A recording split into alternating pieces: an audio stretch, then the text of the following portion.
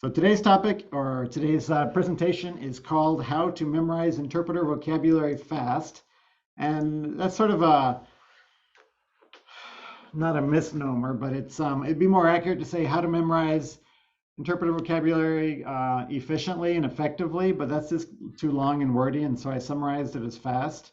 The problem is that to pass a court interpreting exam, we all need to know a lot of words, and it's hard to learn all those words. This is a recurring issue whenever I teach interpreters and when I study for myself.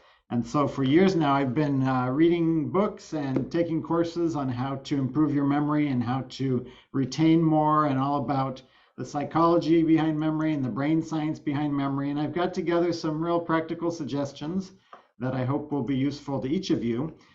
Some of you, everybody's in a different place in your career and in your familiarity with interpreting.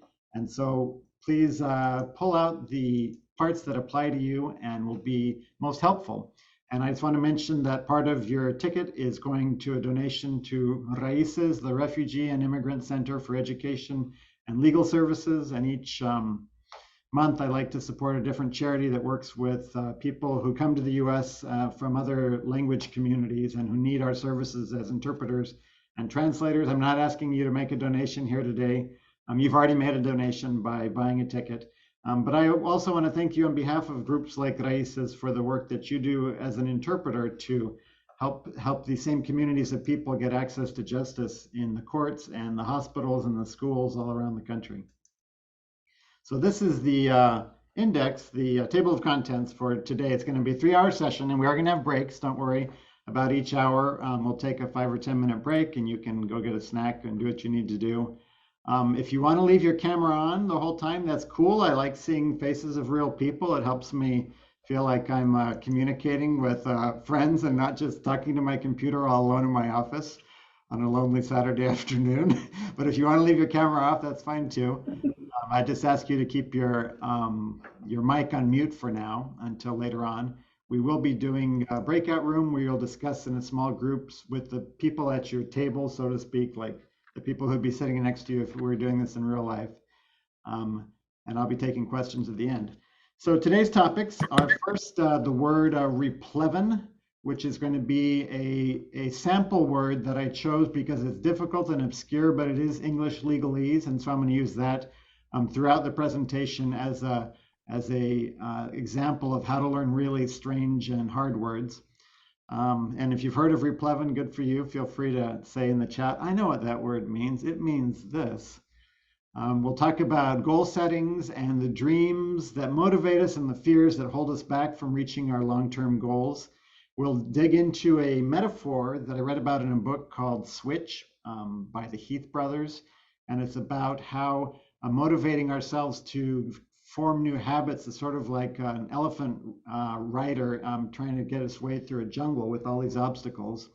And then we'll look at another metaphor of learning new words kind of being the same process that we use to make new friends.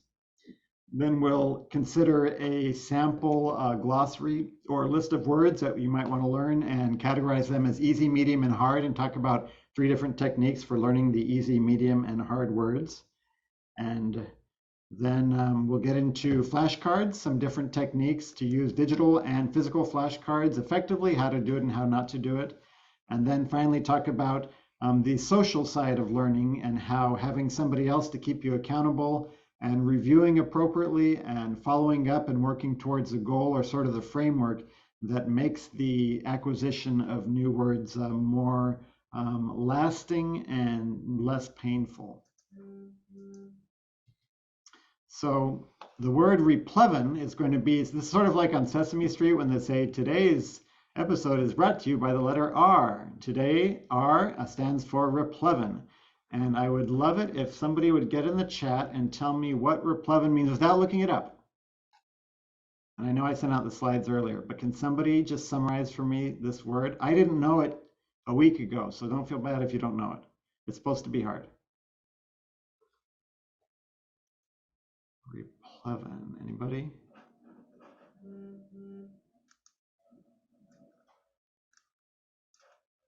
I don't see anybody yet. Okay, so good news. I'm going to teach you replevin. And I'm going to teach you in such a way that it's an example of how to learn hard words like this. Replevin means an action originating in common law, meaning it came from the legal system of the British Isles that was brought to the United States back when we were a British colony, by which a plaintiff, meaning the person who's complaining about some wrong that was done to him or her and is filing a lawsuit about it, has a right in personal property claimed to be wrongfully taken or detained by the defendant. So that means somebody else has something of mine and I want it back because he or she doesn't deserve to have my property, and seeks to recover possession of the property and sometimes to obtain damages for wrongful detention. So I'm going to go to court with you because you have my truck that you borrowed, and I said I need my truck back, and you're like, no, I'm still using it, and we argue over it, and then you get mad and you're like, fine, I'm keeping your truck forever. And I say, no, you're not, I'm going to take you to court. And the order that I'm asking the judge to issue would be called a writ of replevin. Maybe you're in a state that doesn't use these. They aren't universal in every state. Some states call it something else. Some states don't have it at all. But in a lot of states, it's called replevin. Also, it's a procedure that allows the plaintiff as a provisional remedy to take possession of the property prior to judgment on the action. So I might be able to get my truck back before it even gets decided by the judge on a temporary basis until it's official. And I see one comment in the chat. Yes, reclaiming property that is yours. In a nutshell, that's right. So we're going to pretend like this is a new word that you came across in your language study, and it's a hard one, and so you're going to spend more time focused on it. You're going to chew on it. You're going to swallow it. You're going to think about it. You're going to try to use it in different ways until it really sinks in deep and it makes sense, and it's available to you when you need it down the road. Here is a little bit of history of the word replevin. As you can see from the cover page there on the right, which is from a book that's like 300 years old. The title is Directives I don't know what that first word is. It's a weird font. And replevin is the second word. And so this entered the language in the 14th century from the Anglo-French replevin, and this is back when the French invaded England and took over, and everyone spoke French for a couple hundred years. They brought a lot of their legal terms with them from Latin. Comes from the Anglo-Latin replevina, from the Old French replevir, to pledge, to protect, to warrant, plus the prefix meaning back again. And so maybe that's useful to you if you know French or Latin. Maybe it's not, but I'm curious about the etymology when I learn a new word, because sometimes it helps me connect it to another word. And I feel like this is reminiscent of the word replenish. So maybe I'll think I need to replenish my property that somebody else has. And so I'm going to go to court and ask the judge to help me replenish what used to be mine, to refill. And so there's sort of a tenuous semantic connection there that I might want to hang it on. But any connection is better than none. It's better than just having a totally random abstract word that sounds like nothing you know. So if one of these languages is yours, you might agree or disagree with the translation that I looked up online. I can only vouch for the Spanish and maybe the French. The rest, I just had to trust the dictionaries I looked in. But if you know one of these other languages, then reading a translation of it, oh, you're welcome. Reading a translation of it is an important part of coming to understand the word in the round, the holistic meaning, the denotation, meaning the explicit meaning, and maybe the connotations. A lot of words have other connotations or figurative uses that aren't immediately apparent. So we're chewing on this word a little bit more. We've got the etymology, the definition, a translation. We still need, say, some examples of the word being used in the real world before we can really say that we understand it. And just because you understand it doesn't mean you can use it. Getting from the receptive point to a productive point with a new word is another step forward. But there's several steps along the path of mastering a new word. So this is something I don't usually deal with, but I've been thinking a lot about this presentation over the last couple of weeks and about how a lot of the obstacles that sabotage us when we're trying to do something hard and long term, like prepare for an expensive high stakes exam. The court interpreter exams in Texas are given 4 times a year. The federal one that I want to take is only given once every 2 years. And so you put a lot of, you invest a lot of emotional energy into it. And it's good to take a step back and think about the big picture, the psychological side and the emotional side, and make sure that your head's in the right place before you launch out on a big new project like that. So think about where are you trying to get with the studying? I believe that each of you are here because you're studying towards some goal, some exam, or maybe a position that you want to be hired to. Do you have fears that are sabotaging your efforts? Some of us deal more with anxiety than other people. And anxiety can be crippling. And if it's severe, then I hope you'll get professional help and maybe medication and counseling. If it's minor, I think we all have some degree of anxiety and fear. Think about it and get it out in the open. Talk to somebody about it and say, I want to become a court interpreter because they make $100 an hour, but it's terrifying to imagine being up there on the witness stand and interpreting for somebody, and there's people all around me who are bilingual and they're all judging what I'm saying, and this guy could get sent to jail or get sent free depending on how I interpret it. It's just so much stress and pressure. Go ahead and talk about that and think about it and try to figure out some way to work through it. And in my case, with court interpreting, first of all, anytime I would go into a new kind of hearing, like the first time in family court or the first time in juvie or the first time in municipal court or the first time in criminal court, the first time is going to be scary no matter what, because you don't know what to expect. But if I could observe it beforehand, if I could go in and just sit there and watch people talking and using the language of that aspect of the law or that activity, and I could make notes and I could interpret it in my head, then the stress level went down a lot. And that's a good way to prepare psychologically for what it's going to be like. And another way that you can prepare is just by visualizing yourself succeeding in that setting. Whenever you start to feel overwhelmed or fearful, try to counteract that with imagining the best thing that could happen. And so here we have sort of a pair of questions. What's the worst thing that could go wrong, and what's the best thing that could go right? The worst thing that could go wrong is you go in and you take the test and you freeze up and you freak out and you forget everything and you fail. So that's not good, but you're out $100, maybe $300 if it's the oral exam. That's a lot of money, but you can make it back. We lose money on other investments, and it's not the end of the world. It's just a little pothole in the road. What's the best thing that could go right? You could pass the test, and wouldn't that be amazing? And then you get, in Texas, your card looks like this. You get one of these cool cards that says, Marco Hansen, this is to certify that you are licensed as a court interpreter under the provisions of Government Code Section 157. And it's the best feeling in the world to get this credential and then to put it on Facebook and then to tell your friends, hey, guess what? I'm a licensed court interpreter. I'm a certified court interpreter. I'm a certified medical interpreter. Whatever it is that you are going for, that's exciting. And the value of earning that credential is worth the risk of maybe failing your first time or your second time until you finally pass. So what do you have to work with? This question is about considering your strengths right now, maybe credentials that you already have, or knowledge that you already have, or your fluency in the two languages, or just good study skills. A lot of us come to interpreting from another career field, and we used to be accountants or engineers or paralegals or something, or teachers in my case, and we learned a lot in those other careers that we can apply in our focus study for an interpreting credential.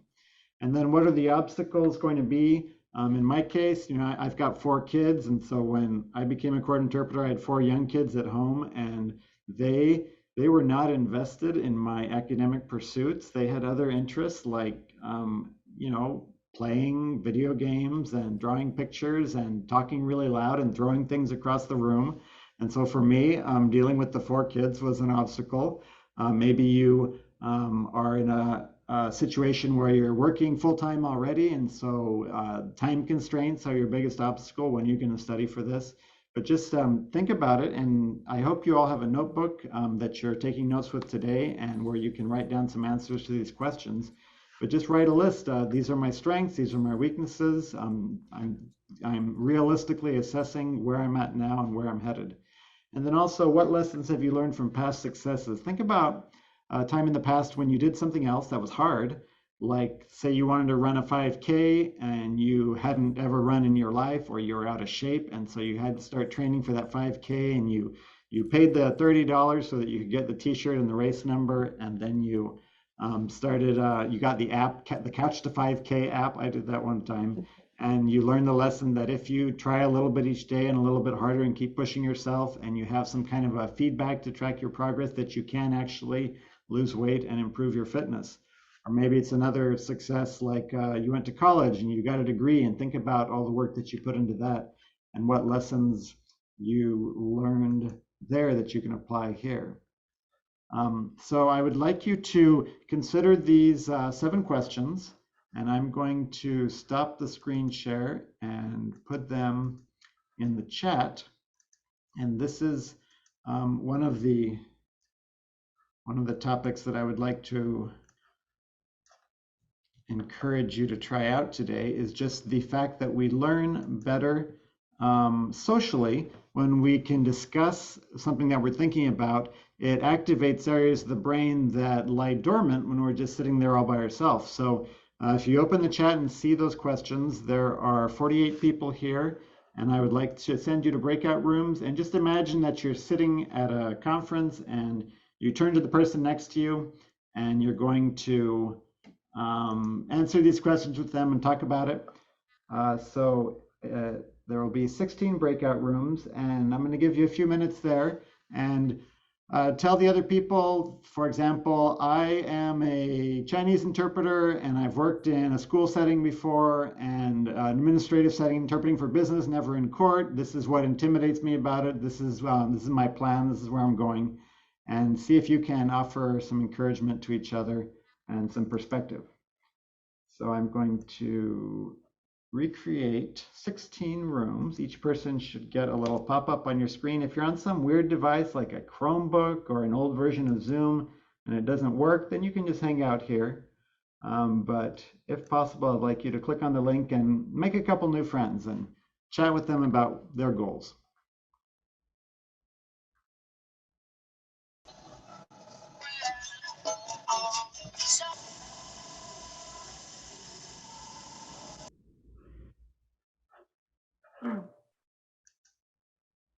Welcome back to the main room. If you're off mute, please put yourself back on mute. Too big of a group now. I still hear somebody.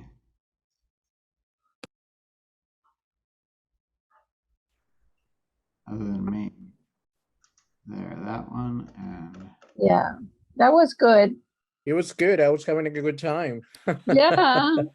Yeah, interacting with good colleagues. good.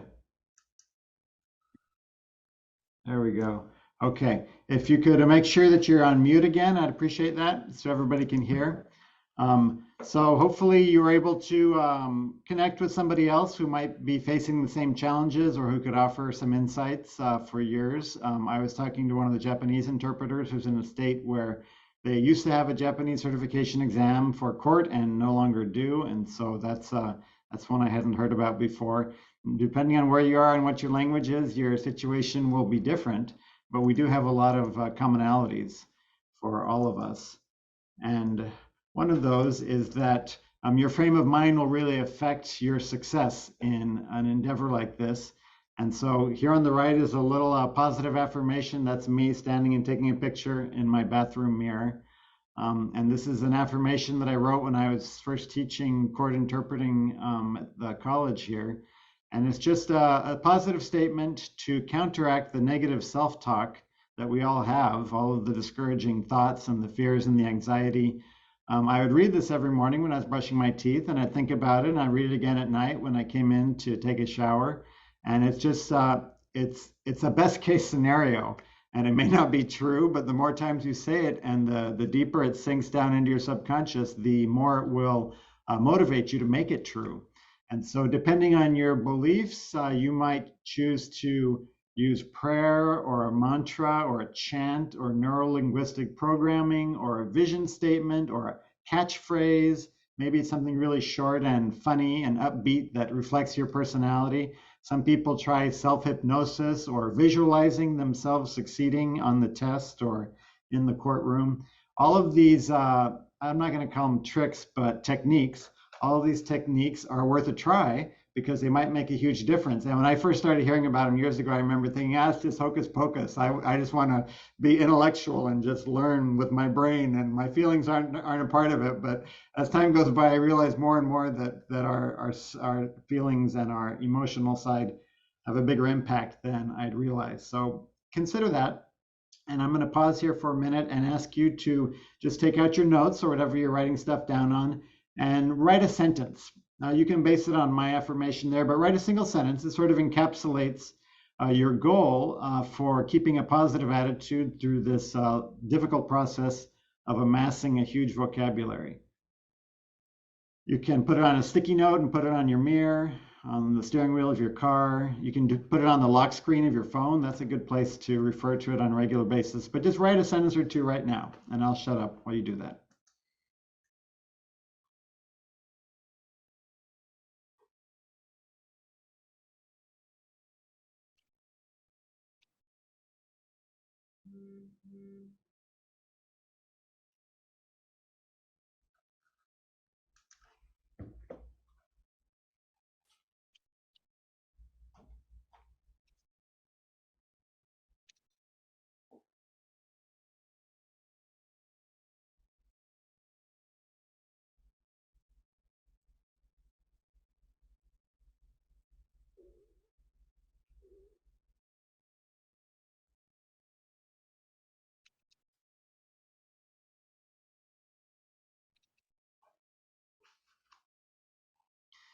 Are there any brave souls out there who'd like to share their positive affirmation?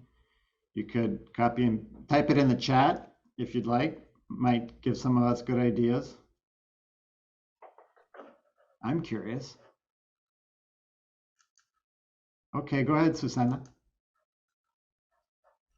I wrote, I have studied hard, I am committed to succeed, and I know I can do it.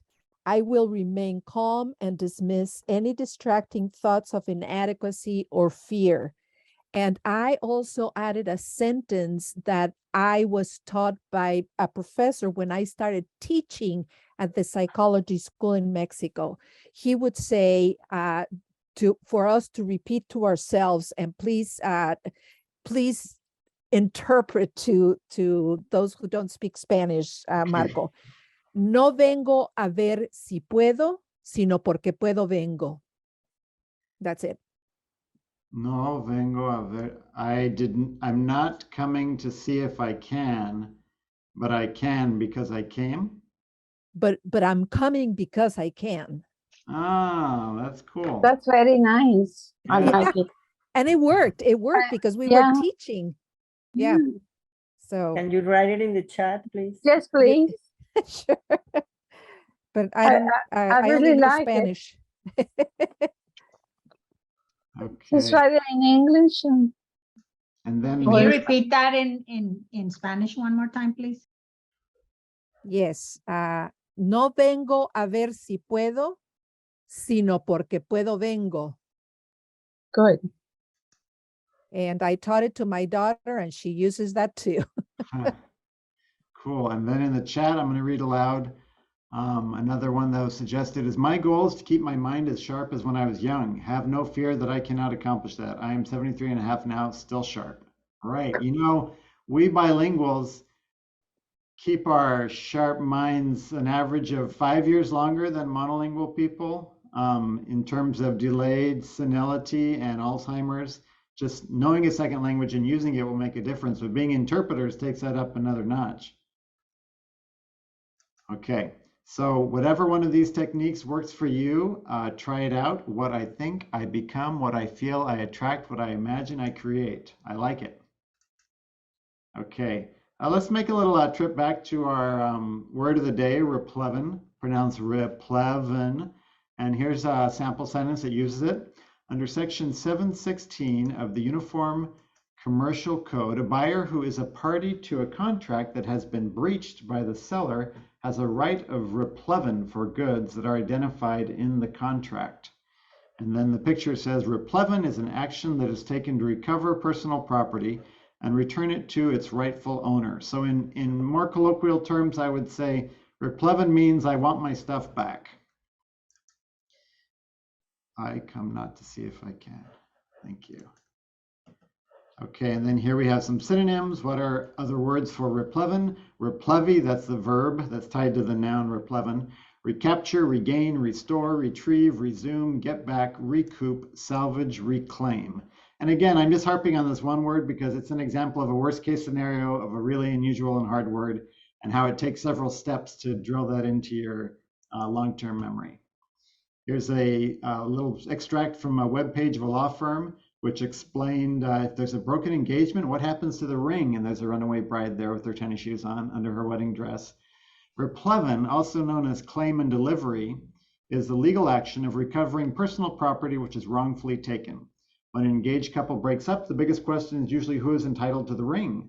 In this situation, both people may feel that they have the legal right to keep it. And I can see that, possibly, both could be true. Unfortunately, the answer can be determined by several factors, including the circumstances in which the ring was given. For example, if it was given on Christmas, it could be considered as a Christmas gift, as well as in which state it was given, as laws vary by state. So replevin could apply to an engagement ring. And then apparently, I never saw this episode, but I guess they used it in The Simpsons one time. Bart is told by his dad, boy, either show me a writ of replevin or pipe down.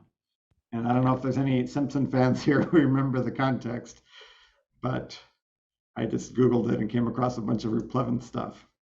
So moving on, we're going to circle back around to replevin later on. But next I would like to proceed with the metaphor of the elephant, the rider, and the path.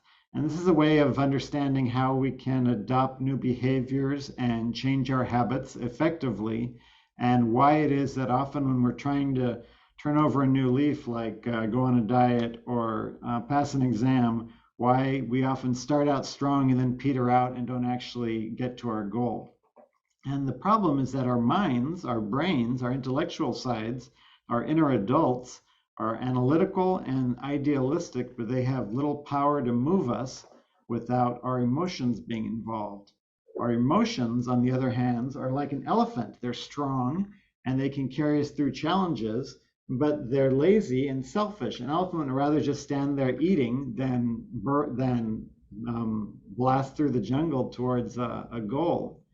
And then the third component, the path, the road that we're riding on the elephant through the jungle has to be clear of obstacles if our emotions and minds are going to carry us to our goal. So we have to have a clearly defined path and know how to get there, or else, despite the best intentions, we'll just wander off and get stuck.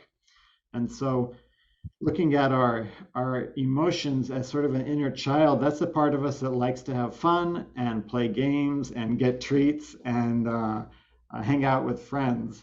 And no matter how old you are, you have an inner child, and you have to take that part of you into account when you're trying to reach a long-term goal. And so this is sort of the emotions versus logic, the heart versus the brain controversy. And I've got a little video from that book that I mentioned earlier by the Heath brothers that describes this dynamic. I hope you can hear it. I'm going to share sound. There. Let me know if you can't hear any sound.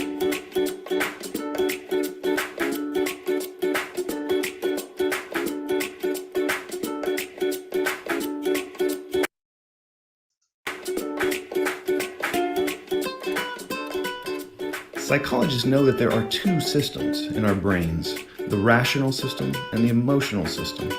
Jonathan Haidt, who's a psychologist at NYU, came up with a great analogy for these two systems.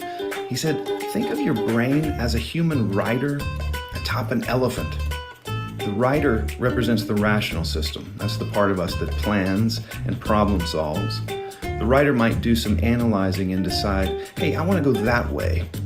but it's the elephant, representing the emotional system, that provides the power for the journey. The rider can try to lead the elephant or drag the elephant, but if these two ever disagree, who would you bet on? The elephant has a 6-ton weight advantage, and it's exactly that power imbalance that makes adopting new behaviors very hard.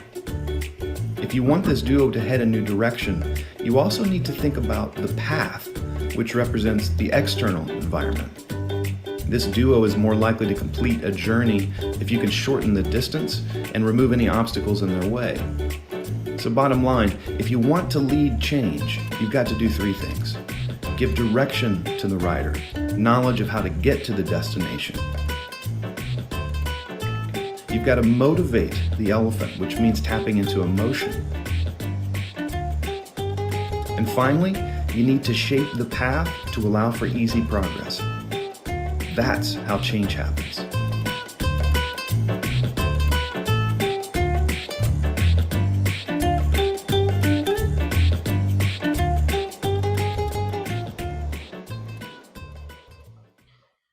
So this book is more about changing organizations and countries and companies, but a lot of the principles apply even at a personal level to trying to change your own behavior. And so I feel like it's important to consider when we're trying to develop good habits, study habits.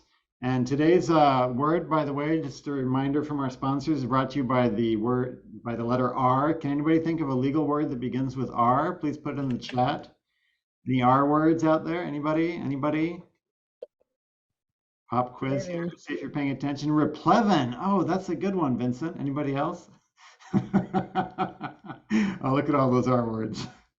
I was looking for replevin, but I'm impressed. You guys are fast. All right. So the word replevin, speaking of replevin, when I come across a really hard word that I have trouble remembering, I like to think of other words that it sounds like that I can sort of connect it to in my memory.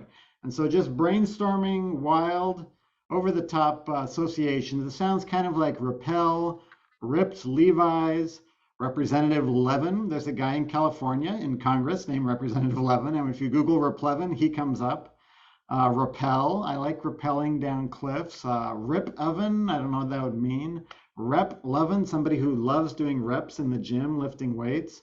Red-blooded, it sounds vaguely like replevin. Reap leaven, leaven, the stuff that you put in leavened bread, or unleavened bread doesn't have it. You have to reap it, I guess it grows. I don't know, is that a plant? I don't know where leaven comes from. Ripple vine, nonsense there. Replenish, repeal wine. Maybe like during Prohibition, they repealed wine.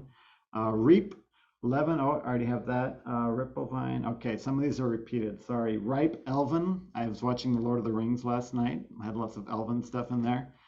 So you just brainstorm things that it sounds like until one of them sort of clicks and you're like, okay, that's going to be my association. It's not exactly the same sound, but it's close enough that it'll jog my memory when I'm having trouble remembering this.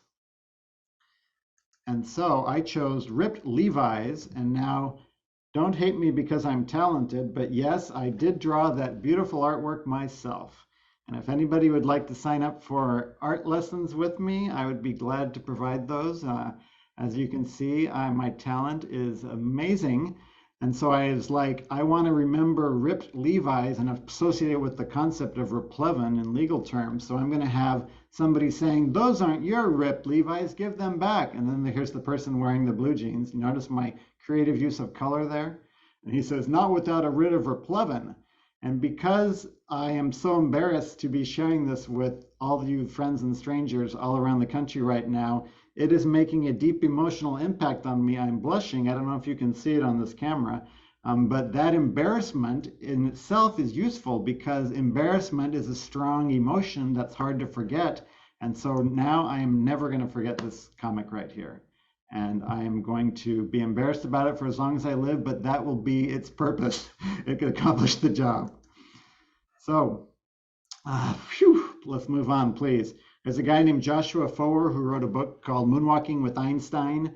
And those of you who took a webinar with me a couple months ago and Seth Hammock about interpreting at depositions, he mentioned that and it sounded good. And so I got the audiobook and listened to it after that and loved it. And There's lots of good things in there about memory, different aspects of memory, how it works, how to improve it. But one quote that stuck out at me is that he says, what makes things memorable is that they are meaningful, significant, and colorful.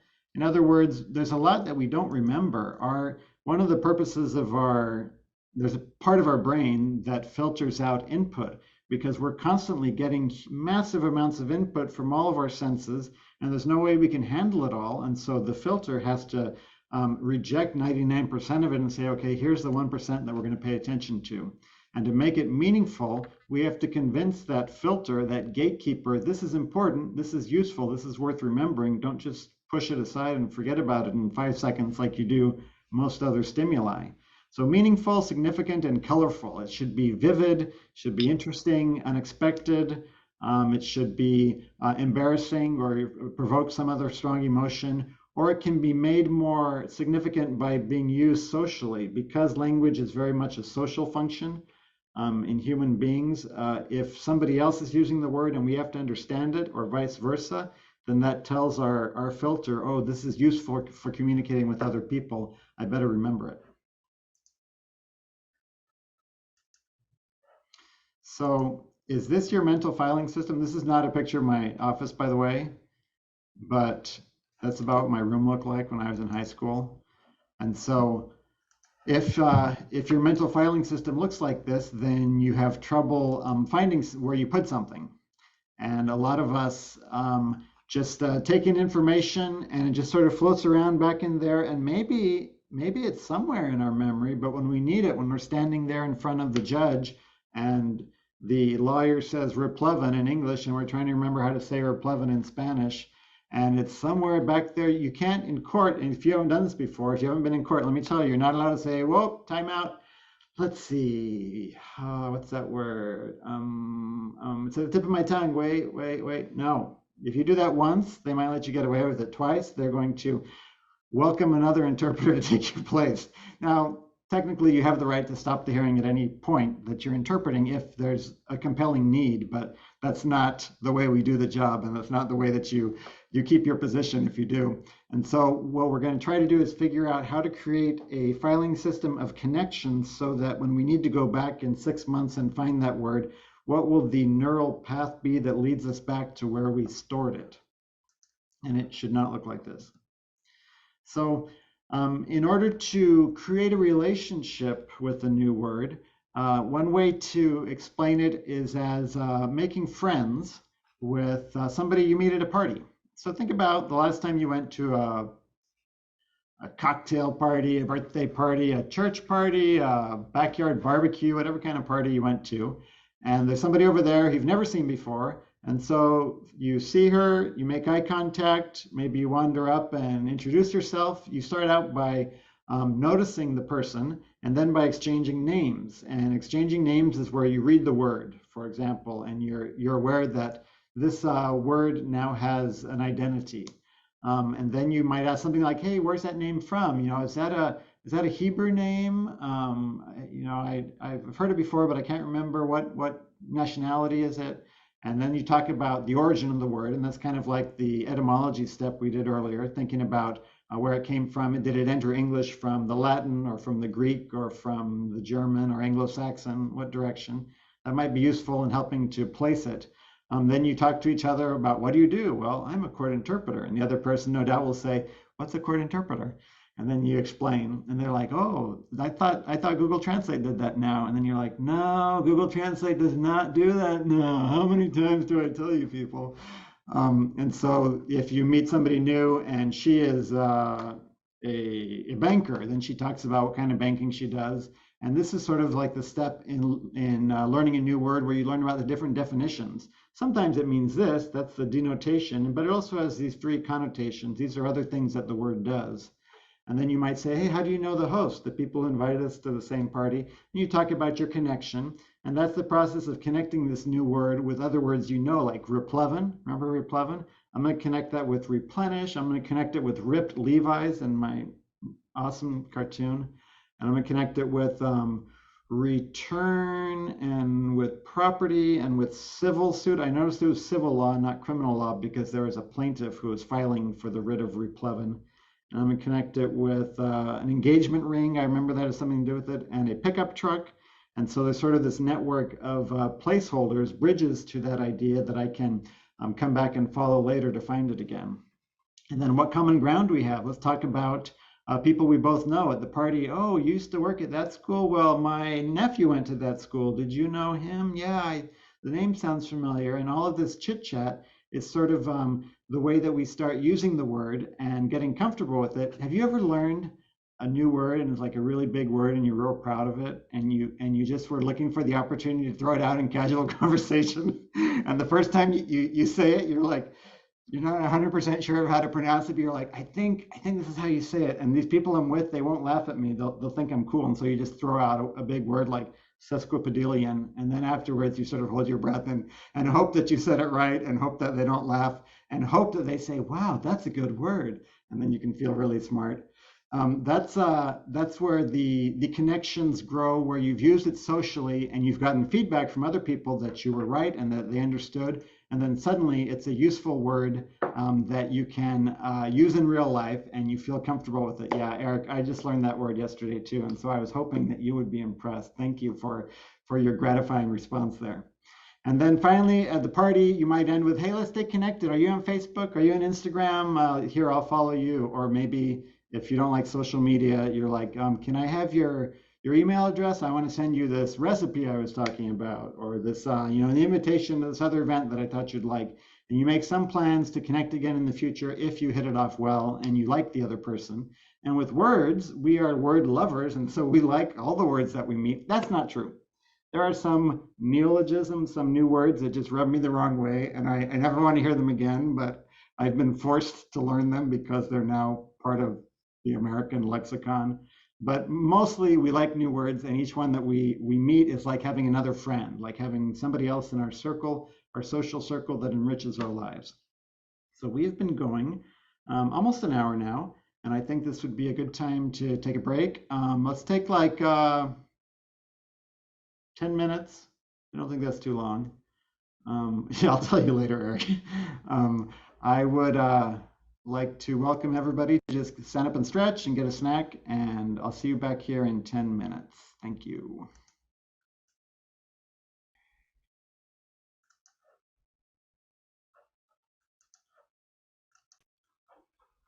All right, I think it's about time to start back in. I hope everybody got a little stretch and walked around, circulated some blood. Would you please give me a thumbs up if you can see the slideshow? I think I'm sharing my screen, but I'm never 100% sure. Thank you. Thank you. So the couple of people just joined us on the break. You missed the first hour, but you have the slides, and you'll get the video next week. So I hope you'll go back and watch that. We've been talking about how making new friends is sort of a similar or an analogous process to learning new words. And now I'm going to go even into a slightly weirder tangent. I think that words are magic. And I mean that in a poetic and metaphorical sense. I think it's amazing what words can do. Words are just random collections of sound that we memorize that take an idea from inside my head and put it inside your head and motivate you to do something. That's really at its basic level what a word is. And most words we learned as children from our mothers or whoever our caretaker was before we started going to school. The basic vocabulary, the 3,000 words that everybody uses on a daily basis are the words that you learned in childhood. So because a woman in South Texas in the 1970s spoke to her baby and read him stories and sang her songs, I now understand how words work, and I can use them to do all kinds of amazing things for the rest of my life. 2 weeks ago, I was like, I should teach a webinar all about learning words. And I'm going to write a little description of it and send it out to everybody on my email list. And you read that, and the idea got out of my head, and it traveled thousands of miles, and then it's in your head, and you clicked on it, and you're like, yeah, I think I'll go to that. That sounds useful. And now you're here today, and it's all because of the shared systems of coded meaning that we both know, that we've both developed. And when you walk into a courtroom or a hospital or a deposition, wherever you're interpreting, the reason that they're paying you up to $100, $150 an hour, depending on your rates, is because you know 2 lists of words. You know all the words that might come up in English, and you know how to say them in whatever other language you interpret into. And nobody else there in the room can do that. I mean, sometimes there's like a Czech interpreter who can do it as well. Czech, C-H-E-C-K, not C-Z-E-C-H. I mean, unless you're a Czech language interpreter. But because you know those 2 codes and you can convert from one to the other, that's a very unusual skill that 99.99% of the people on this planet don't have, and it's worth paying money for. So this slide up here is just to remind you that the work that we do is very mystical in a sense. It's amazing that we can communicate thoughts between our heads, not just in one language, but from one language to another that otherwise would be totally unintelligible to everybody involved. And because of the words that we say in our jobs, people's lives are saved. People get medical treatment they need, they get legal relief that they need, families are brought together, delinquents are put in jail, and amazing things happen as a result of our choice of words.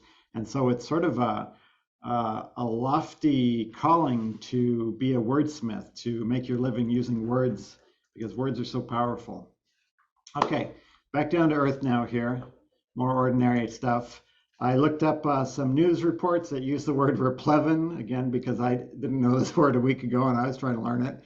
And so here's one that talks about going into this court if you want. Here's how to locate it. And it says, these courts have jurisdiction over a number of other matters, including replevin actions. And then they explain it, because who knows what that means. A lawsuit that enables a person to get back personal property taken wrongfully or unlawfully and get compensation for resulting losses. And so it's not actually a theft. If somebody comes into your house and steals your jewels and runs away with them, you don't use replevin to get those back. But it's when somebody used to have a right to your property and they no longer do. Or here we have the example about the truck. Your brother-in-law has not committed theft because you gave him permission to borrow the truck, but by refusing to return it, he is depriving you of your personal property. You may want to file suit asking for replevin and detenue, which is a related process, which could also be one of our words, but it's even rarer than replevin. The 2 terms are related to asking for return of your property. And then you can read some more of that article if you like. So you may be wondering, why do they keep talking about replevin? Like, how important is this really if I've lived my whole life and never heard of it?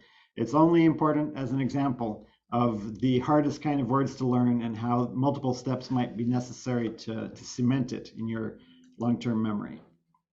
So you want to memorize a bunch of words. If you're here, it's because there's a bunch of words you want to memorize. How do you find a list of those words? You're in luck. They are super easy to find and they're free. For example, if you go to Google and type in glossary court interpreter, you get 1,100,000 results, and it only takes the Google 0.7 seconds to give them to you. And any one of those lists are fine. Start with any one you like. Pick the top one, NCSC. That's probably a good one if you want to be a court interpreter, because NCSC creates the court interpreter exams at the state and federal level. And so they are the experts. So learn their list first. If it's too long, there's a bunch of other ones that are free online. There are English-only ones that have the word in the definition, and there are bilingual ones for a lot of languages, not everybody's language here. Some of you will have to dig deeper. But just find a list, any list of common legal terms, and if you are studying for, say, the written court interpreter exam, that'd be a great place to start. If you're studying for a medical exam, do the same thing, but say glossary medical interpreter, and you'll get excellent lists, and you don't have to worry about which one to study. They're all good. Pick one and start with it. And another fear is, what if I just learn this one list and there's a word on the test that isn't in my glossary? How do I know that I'm covering all of them? There probably will be. So what? You don't have to get 100 to pass the test. You have to get a 70, or in some states a 60 or 75, whatever it is. It's okay to make mistakes. So just study a common list, and these tests are not measuring, are you the best interpreter in the world? What they're measuring is, do you have a minimal basic level of understanding of the terminology used in the setting that you need to know? And so it's going to be mostly the common words that are used in that setting, not the super obscure ones like replevin. So I would like to encourage you all to pause right now and go over to your browser, Google or Bing or Safari or whatever Chrome search engine you like best, DuckDuckGoose, go Duck, Duck Goose Duck, whatever, and just search for a list. Whatever it is that you're trying to learn, court interpreter, medical interpreter, conference interpreter, search for a glossary. Go ahead, do it right now. See what you find. I'll wait.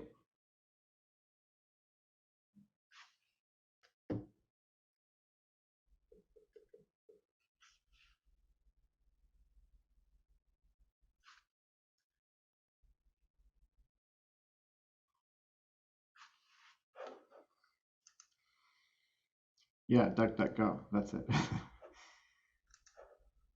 Okay, so I hope everybody has found a list of glossaries they can choose from.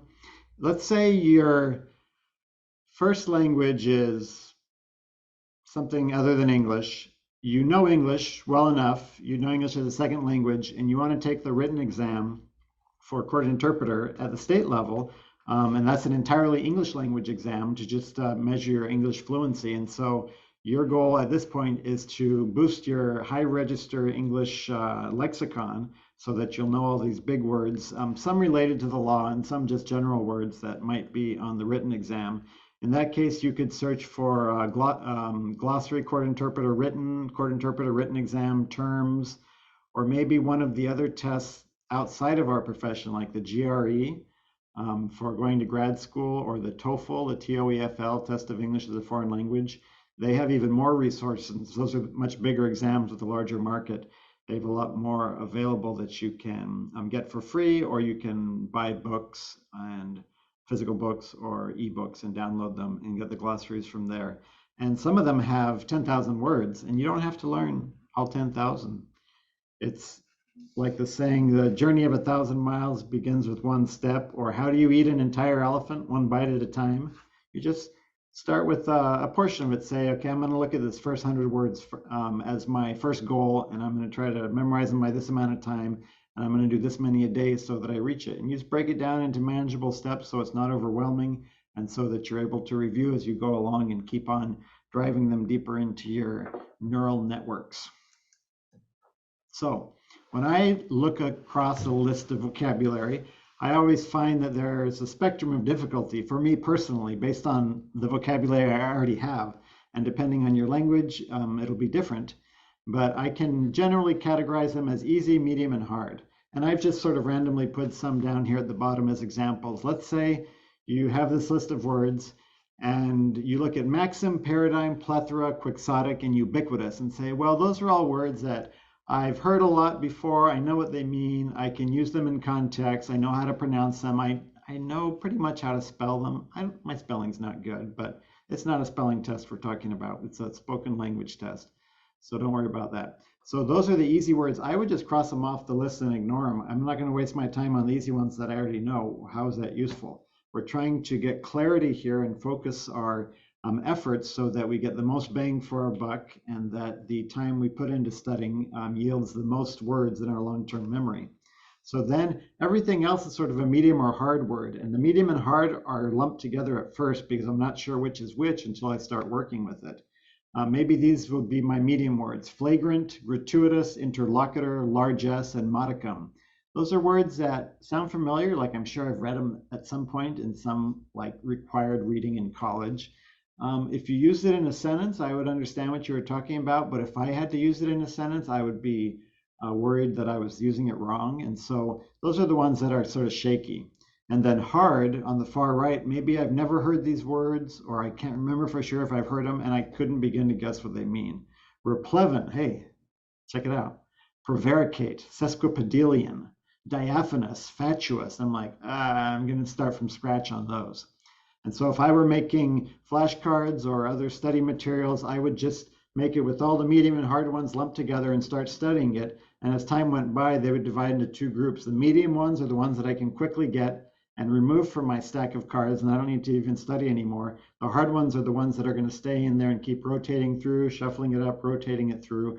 And I'll need more exposure, and I'll need to spend more time thinking about them, using them, copying them down, looking for articles online that use that word, copying sample sentences, and just chewing on it and absorbing all of the nutrients from that bite of food until it really gets digested inside of my memory. Too many metaphors here. I'm sorry. I love analogies.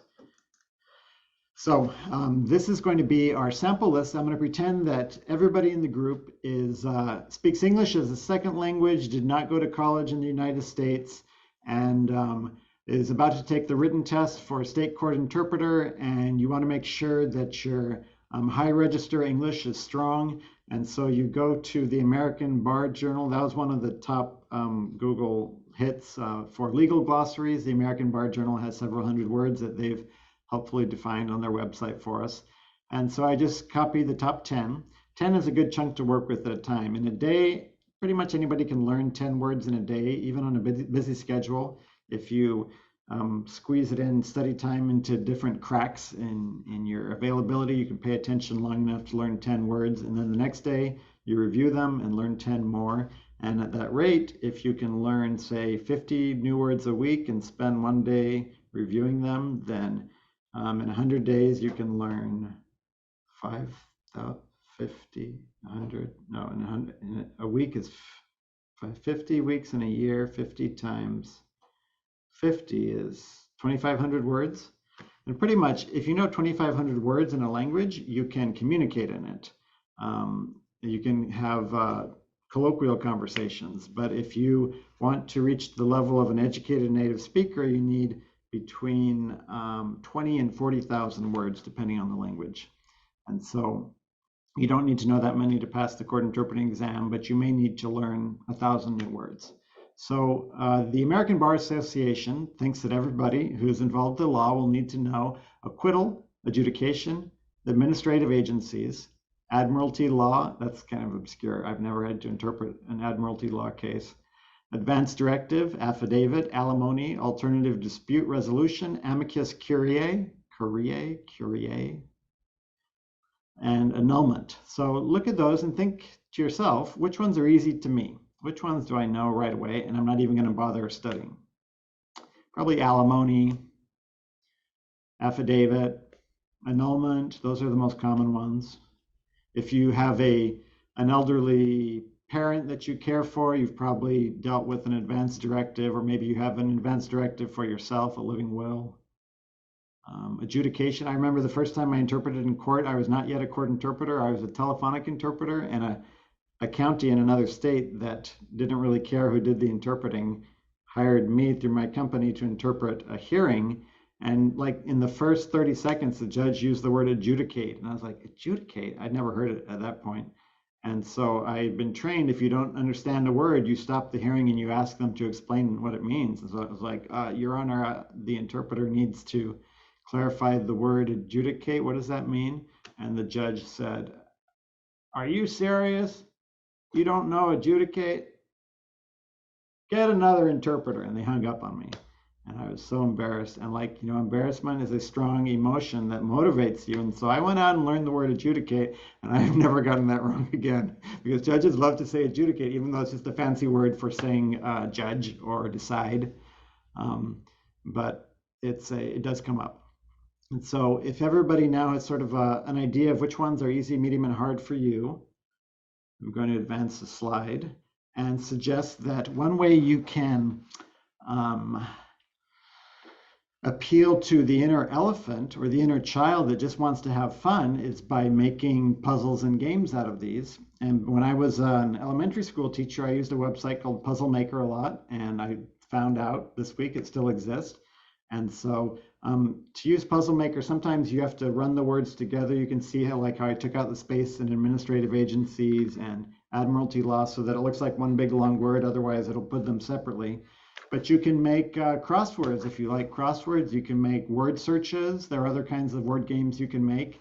And I wouldn't do this with all the words, but let's say you've been studying for a month and you're bored and you find that you're not really paying attention and focusing anymore, and you need to kind of entertain yourself using the same old hard words that you've been having trouble with. Maybe take those hard words and put them into a puzzle. That would be fun.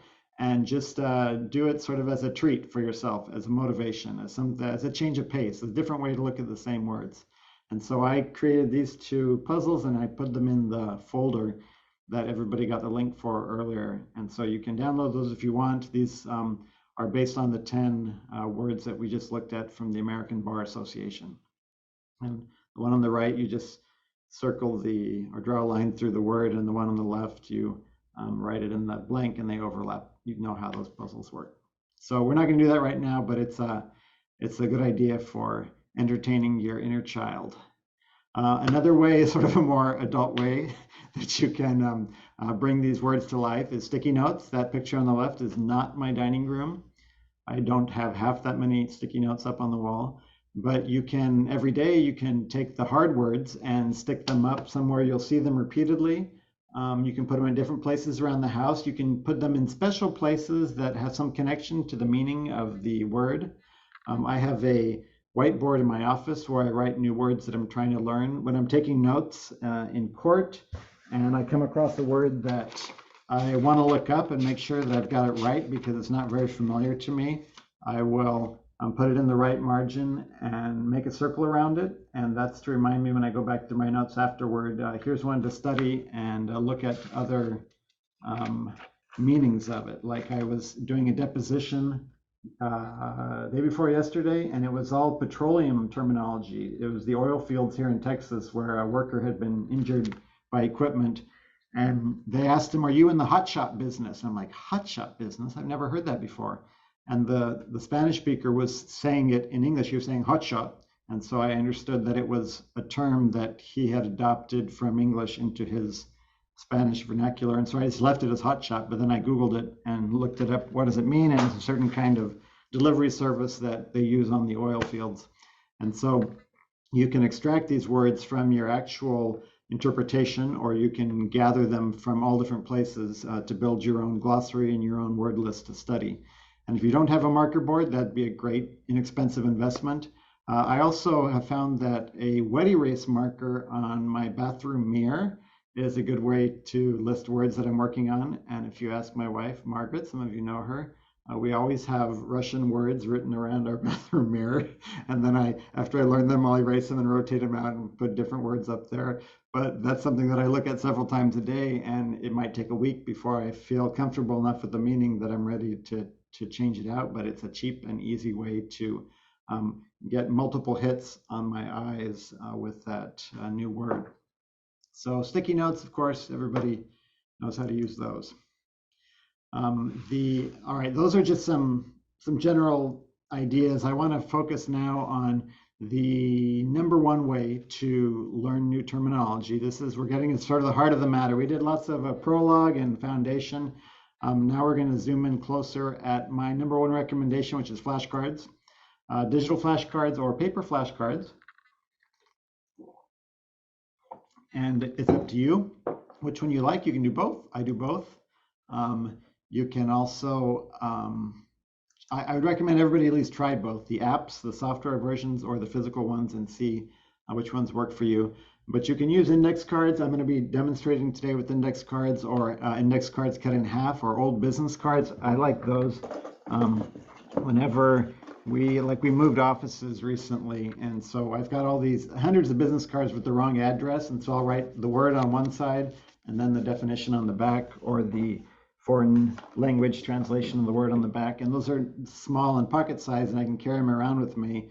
And when I'm standing in line, or waiting at a red light, or riding the elevator, or going for a walk, stretching my legs, any of those times I can pull out the stack and shuffle them up and then review them again. And the power of the flashcard is, I mean, there's no wrong way to use flashcards, but there are much better ways to use flashcards that might not be obvious if you haven't used them much. And so I'm going to demonstrate a good technique. Put one word or phrase on one side, and on the other side, if you're doing English to English, like for the written exam, just put the definition or sample sentence on the other side. If you're preparing for an oral exam where you're going back and forth between the languages, then you'd put English on one side and the other language on the other side. And then you might also want to draw pictures, like my little ripped Levi's, give me back my ripped Levi's comic. You could draw a comic like that, which would probably make a more lasting impression than just written definition. But it's a good idea to review just 10 cards at a time and then shuffle them and review them again and figure out which is the easy direction and which is the hard direction. And like for me, if I'm learning the definitions in English of English words, it's easier for me to look at the word and try to think of the definition. And so I do that direction first. And then when I get all those right on all 10, I shuffle it up and I flip them over. And then I look at the definition and try to remember the word. For me, it might be different for you. It takes more, a stronger familiarity with the word to be able to come up with that new word and going in that direction. If I'm doing English and Russian cards, for example, looking at the Russian word and remembering the English word is easier for me because the English terminology is more available. It's more plugged into more networks and I can get to it faster. If I look at the English word and try to remember the Russian word, I'm more likely to guess it wrong because those Russian words just aren't yet plugged into the network. I'm not sure where I filed them before, and so they're harder to find. So figure out which direction is harder for you. Start with the easy one, and then do the hard direction. And then after you can do them all in both directions, all 10 cards, set them aside, and come back and review them again tomorrow briefly. And you should remember most of them because that's only 24 hours. You don't have time to forget much. But then set them aside again and come back maybe in a week and review them again. And after a week, maybe you've forgotten half of them, but with a quick review, you get it all back. And then you set them aside and come back maybe in a month and review them again. And each time you can space out the review cycles farther because there's just this phenomenon where our memory needs reinforcing at increasingly greater intervals. And it's called the curve of forgetting. I'll show you a diagram of it soon. The curve of forgetting is a mathematical expression for what percentage of information you learn you will forget until your next review. So I will demonstrate flashcards now by switching cameras. Let me see if I can make this work. Everybody cross your fingers and wish me luck. Here is my ghetto homemade document camera. So I've gone through and made flashcards of these 10 words from the American Bar Association list. If you can't hear me, let me know. I think the mic is still the same one. But I use Sharpie and big cards, so it'll be easier to see. But in real life, I wouldn't use a Sharpie because then the words kind of show through and it'll give you a hint. You don't want that. So first, I would just go through in the easy direction, look at the words and see if I remember the definition. It's okay to use your own words in the definition. You don't have to memorize it exactly. Annulment, it means like when you go to the judge and say, we were never really married. I don't just want a divorce. I want you to make it like it never happened. Okay, that's good. That's close enough. So I'm going to say this was an easy word. I'm going to get rid of it. Just like you can, don't throw it away, but put it in your box of things to never review again. No, throw it away. Yeah, throw it away, or don't make it in the first place. Amicus curiae, it's a Latin phrase that means something to do with a friend, but I don't remember. Like that looks like amigo. That helps me remember because I know amigo is friend, but curiae, I think a curiae is like a priest, but that doesn't make any sense. So I don't know this one. It's going to be a medium or hard. I'll turn it over and read it out loud. Reading it out loud is better than reading in your head because then you're using more of your senses to hold on to the information. You're not just seeing it, but you're hearing yourself say it. So I'm going to read Latin for friend of the court. Oh, friend of the court. So curiae must be Latin for court. Refers to a party that is allowed to provide information, a legal brief, without being directly involved. So I'm thinking like if I'm suing you and somebody else who knows about the situation submits a brief to the court, but isn't the plaintiff or the defendant, that brief, that information to help give the judge insight would be an amicus curiae brief. I guess I've heard of an amicus brief in the news. Maybe this is just the full version of amicus. So I'm going to take that and set it over there with the ones that still need to be studied. Alternative dispute resolution is easy, like when you go to mediation, it's to save the trouble of going to trial. Settling a dispute without a full formal trial, mediation, conciliation, arbitration, settlement. Okay, I'm going to put that in the easy stack or just throw it away. Alimony, oh, we got divorced and I need to keep paying you a certain amount of money each month to maintain your standard of living and expenses. Spousal support, separate maintenance. Yep, easy. Throw that one away. Affidavit, that's when I sign something saying this is what happened, this is what I saw, this is what I know, I promise, and it's becomes written evidence for the court. A voluntary written printed declaration of facts confirmed by oath of the party making it before an authority. Yeah, was I close enough? What do you think? Should I count that? It's kind of subjective, you know. You have to decide, is that close enough that I would have passed that if that had been a question on the test? And be honest with yourself. And if you're not sure, then keep it in the one that you're still studying, because if you lie to yourself, you're only hurting yourself. Nobody else cares, but you're not learning the word. I say that's close enough. Advanced directive is a living will. Easy. Throw it away. Admiralty law, it's about admirals, ships, oceans, has to do with crimes committed at sea, I guess. That body of law relating to ships, shipping, yeah, close enough. I'm gonna throw it away. Administrative agencies, now this one's kind of weird. I don't understand in a legal sense, what is an administrative agency? I just can't remember. Agencies created by the legislative branch of government. So let's see, that means not the judiciary and not the executive, to administer laws pertaining to specific areas like taxes. Administrative agencies. So that's like any government agency. Okay, I better keep studying that one. Adjudication, I know this one because of my embarrassing phone call with that judge in Maricopa County, Arizona in about 2001. It means judgment and official decision by the judge, giving or pronouncing a judgment or decree, also the judgment given. Easy and scary. Acquittal. That's where acquittal, I can't remember. A release, absolution, or discharge of an obligation or liability. In criminal law, the finding of not guilty. Acquittal. So like if the judge says you are acquitted of the charges against you, you're not guilty, that is an acquittal. Okay, so I was able to go through and eliminate 7 of the 10 cards. That's awesome. I'm gonna shuffle them up now and go through them in the same order right away. Hopefully you have at least 15 minutes of study time set aside, and so you have enough time to go through before anything can fade from your memory. And while it's still in your medium to short-term memory, do it in the same direction again. Acquittal, well, I just saw that one. This is easy. It means when the judge says not guilty in a criminal case, or something about, what was the top part? Now I've already forgotten. A release, absolution, or discharge of an obligation or liability. A release, absolution, or discharge. There's a lot of big words in there. Of an obligation or liability. So you're released from your obligation. You are acquitted of your obligation. I'm gonna have to keep working on that. Administrative agencies are created by the legislature to administer laws in the government. Yeah, okay. So I got it right, but I wouldn't say this is an easy one because it took me a while. And so I'm going to keep this in my stack here as a medium one to come back and review again tomorrow. Amicus curiae, friend of the court. It's when somebody is not involved in the suit, but they file a brief helping the judge understand the situation. Bam, I'm good. I'm so smart. I'm amazing. Wow, I'm going to do great on this test. Hear my self-talk. Got to encourage myself. Acquittal, you're not guilty in a criminal case, or in another case, it's you're released from an obligation. Yep, I got it. So I now know these, I would say in my medium-term memory, but not yet in my long-term memory. So I'm going to probably put a sticky note on there and say study tomorrow, and I'll set it with my study materials.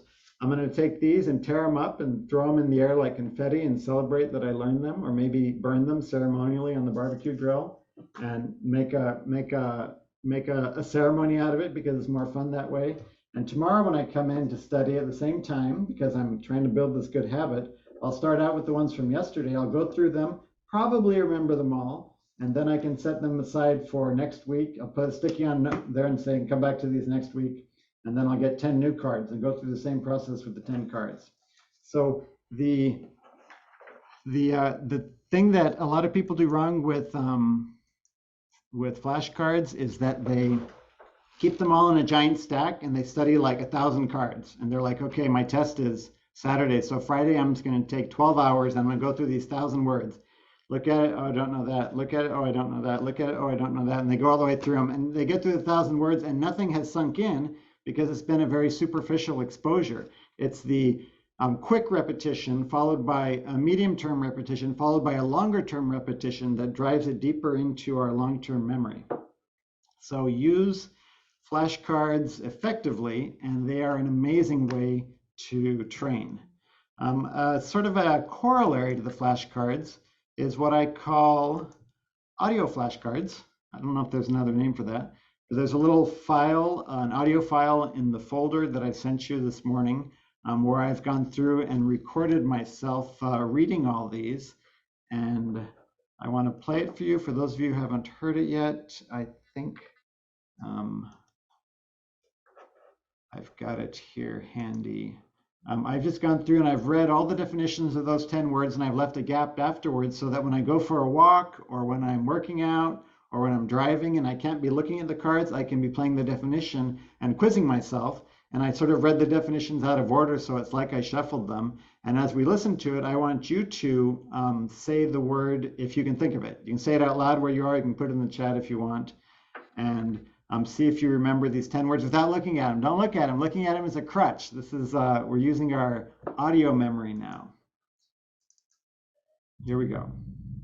A legal decree that states that a marriage was never valid has the legal effect of wiping out a marriage as though it never existed.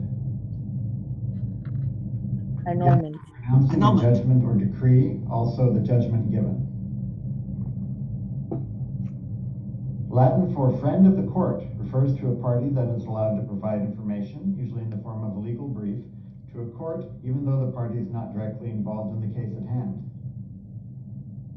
Amicus curiae. A release, absolution, or discharge of an obligation or liability. In criminal law, the finding of not guilty. Settling a dispute without a full formal trial. Methods include mediation, conciliation, arbitration, and settlement, among others. Agencies created by the legislative branch of government to administer laws pertaining to specific areas such as taxes, transportation, and labor. Also called maintenance or spousal support. In a divorce or separation, the money paid by one spouse to the other in order to fulfill the financial obligations that comes with marriage. That body of law relating to ships, shipping, marine commerce and navigation, transportation of persons or property by sea, etc. A voluntary, written, or printed declaration of facts, confirmed by oath of the party making it before a person with authority to administer the oath. Affidavit. See living will. All right, so that recording was 1.5 minutes long. It took me 1.5 minutes to make on my phone. And it's the kind of thing that I can carry with me and play the next day. And then if I have time to kill, I can go back and play some of the old ones too, just at random. And every time I review, it's going to make a stronger impression. So some of us are visual learners and some of us are audio learners, but everybody is a little bit of both. So even if you're mostly visual, try some of the audio training too. And if you're mostly audio, try some of the visual, and they will reinforce each other. Just like writing things down, the mere fact that you write out the flashcards by hand will connect to your brain in ways that you can't by typing it at a keyboard, or you can't by using somebody else's flashcards. Creating flashcards is in itself a learning strategy. Okay, back here to my slideshow, share screen, Zoom meeting. I feel like this is always more complicated than it needs to be, or maybe I'm just all right, can you see my PowerPoint? Am I sharing the screen? Yes? Okay, thank you. So we're going to do an exercise now. I would like you to make flashcards with that list, and I'll put the list up again, the list of the American Bar Association, those 10 words. Only make the flashcards of the ones that are not easy for you. Then read the word, go in one direction, and then after you can do all those, flip it over and go in the other direction. And even if you're not planning to use physical flashcards, I'd like you to do it now just as an exercise. And then also record yourself reading them with pauses on your phone so you can respond to. So we're going to take 10 minutes to basically recreate the demonstration I just did, making physical flashcards and audio flashcards of the same American Bar Association list. And I will put the list in the chat so that it's easier to get to, and you can copy and paste it if you'd like.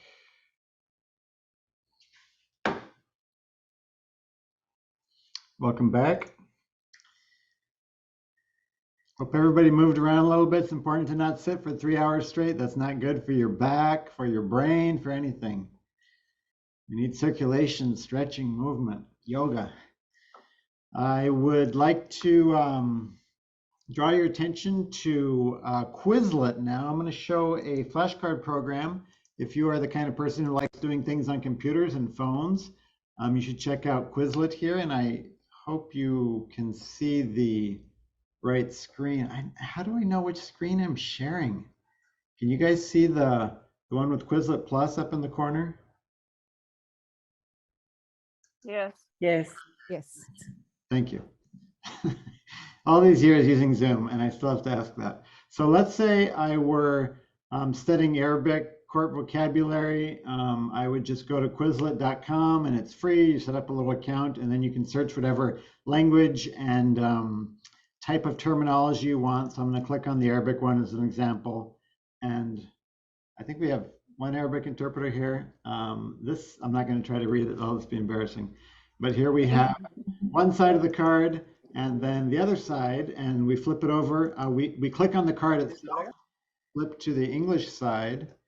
And so you can see my little icon is hovering over the card. I'm going back and forth and studying that, and then I can either go forward in the stack or backward in the stack. This is the first step where you're just reviewing it and deciding which ones are easy and you can get rid of them, and which ones do you want to keep on studying.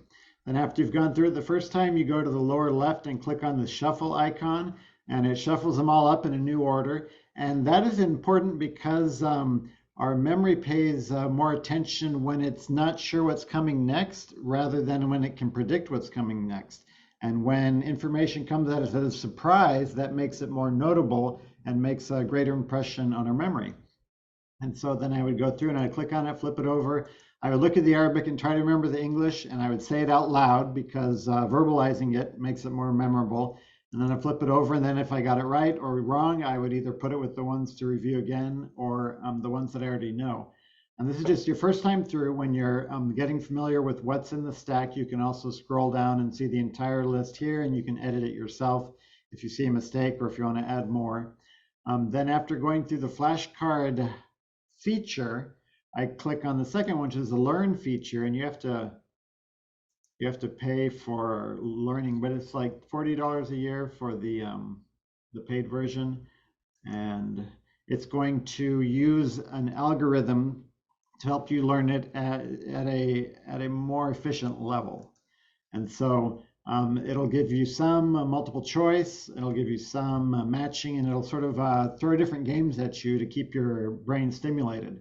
See, accusation, I'm just going to guess because I don't know any of these words. No sweat, you're still learning. Look how positive they are. They encourage you.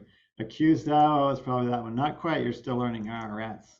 Got that wrong. Allegations, I think it's this word here. No worries, learning is a process. Aren't they positive?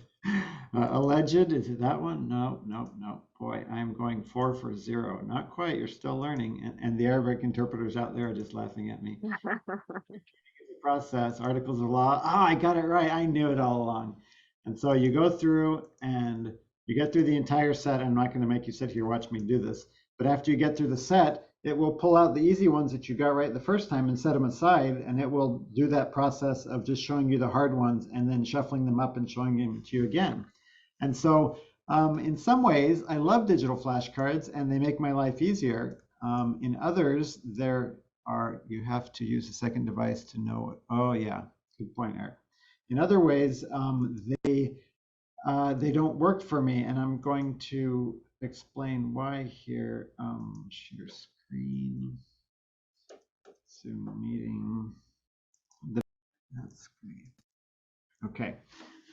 So what throws me off with the digital flashcards, one is I'm doing it on my phone or my computer, there's all these interruptions. There's other things that are popping up, notifications, or I'll get bored and I'll flip over to social media, and then I'm not focused on the learning anymore. Mute the mic and turn off the second device. Yeah, okay, thank you.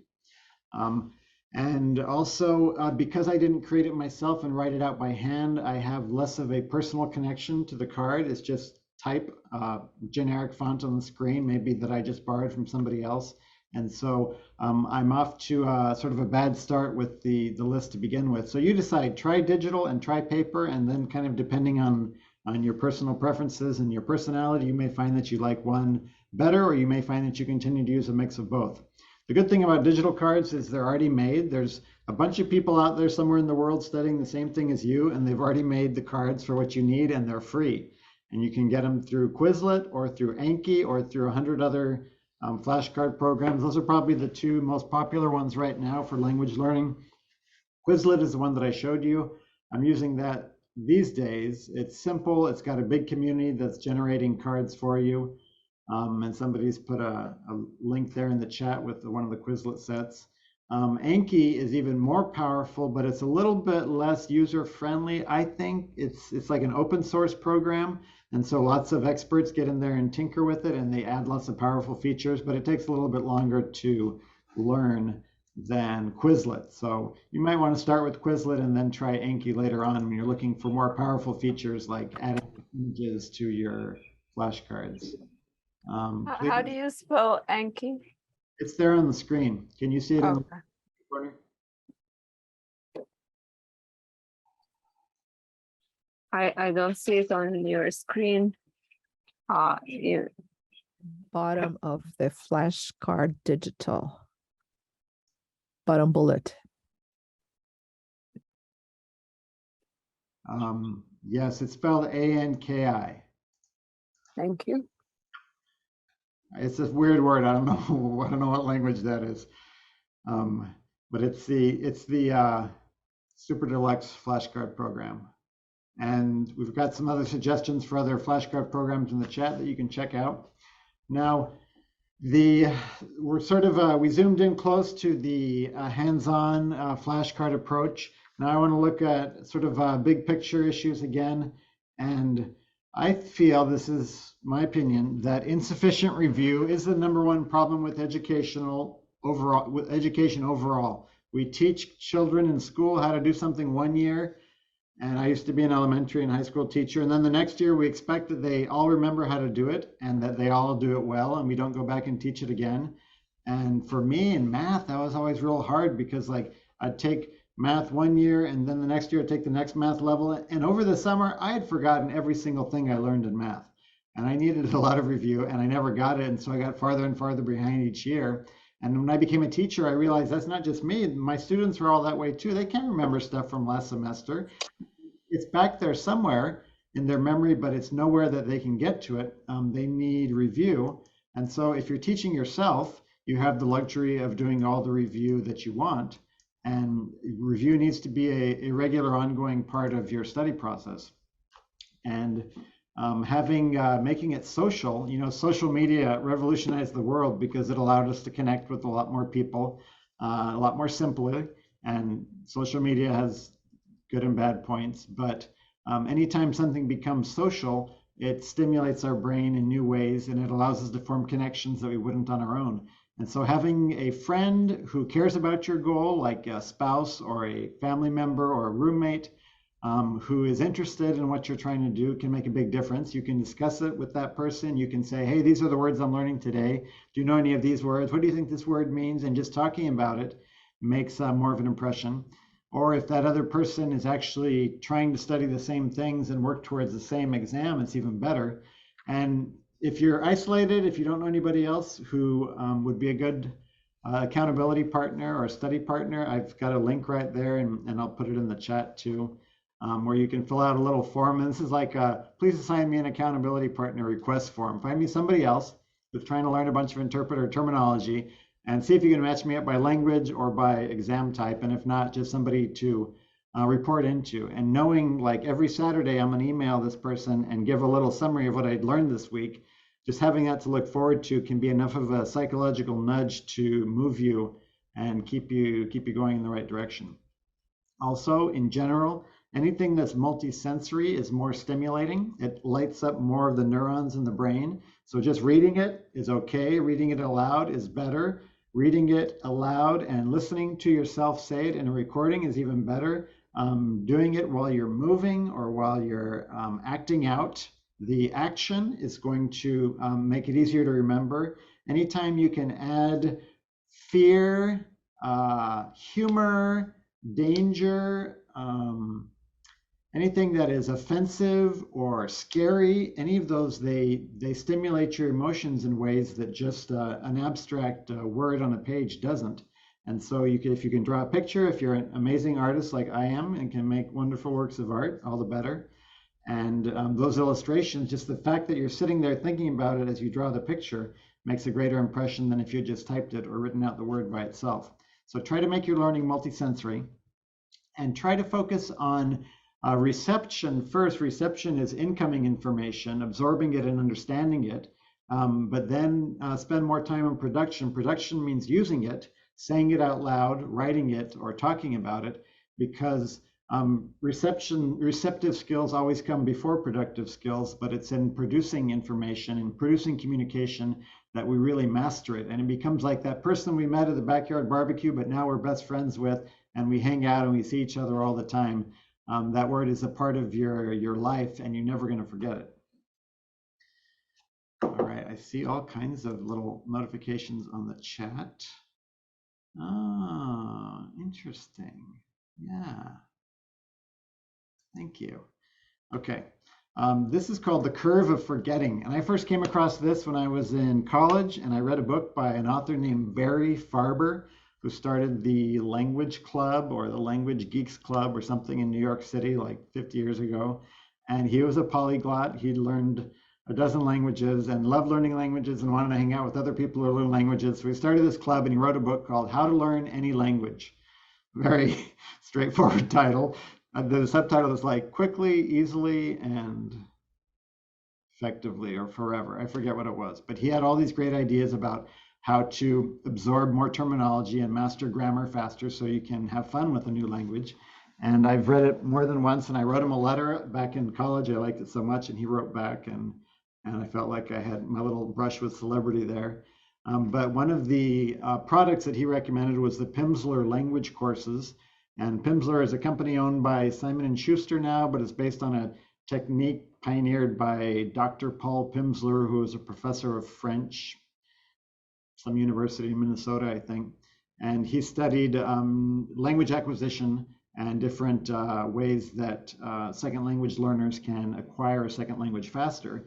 And he observed this cycle of learning and forgetting, and tried to figure out what the ideal spacing was for review. And if you use the Anki flashcard software, this similar formula is built into that, and words that you knew in the past are cycled through to review at increasing intervals as time goes by. And here's another psychologist came up with a similar principle called the curve of forgetting. And what this graph means is kind of hard to explain and concisely, but the blue line represents you're exposed to information once. Like you pick up a card and you read acquittal. Acquittal means a release, absolution, or discharge of an obligation or liability. Well, after 1 second, I know that completely. I know it fine. But after a week, I would forget half of these new things that I'd learned. After 2 weeks, 3 weeks, 4 weeks, I'd be down to about 90% of it I've forgotten. And it wouldn't be until I review it that my percentage of memory goes back up to the top. And those pink lines, or magenta, show if you review it at the 1 week point and at the 2 week point, then it goes back up to 100% and then it drops off again. But each time it drops off more and more slowly. So if you review it once a week over a 4 week period, then you know about 75% of the information when you get to the end of this graph, versus the person who only reviewed it that one time and has already forgotten 90-some% of it.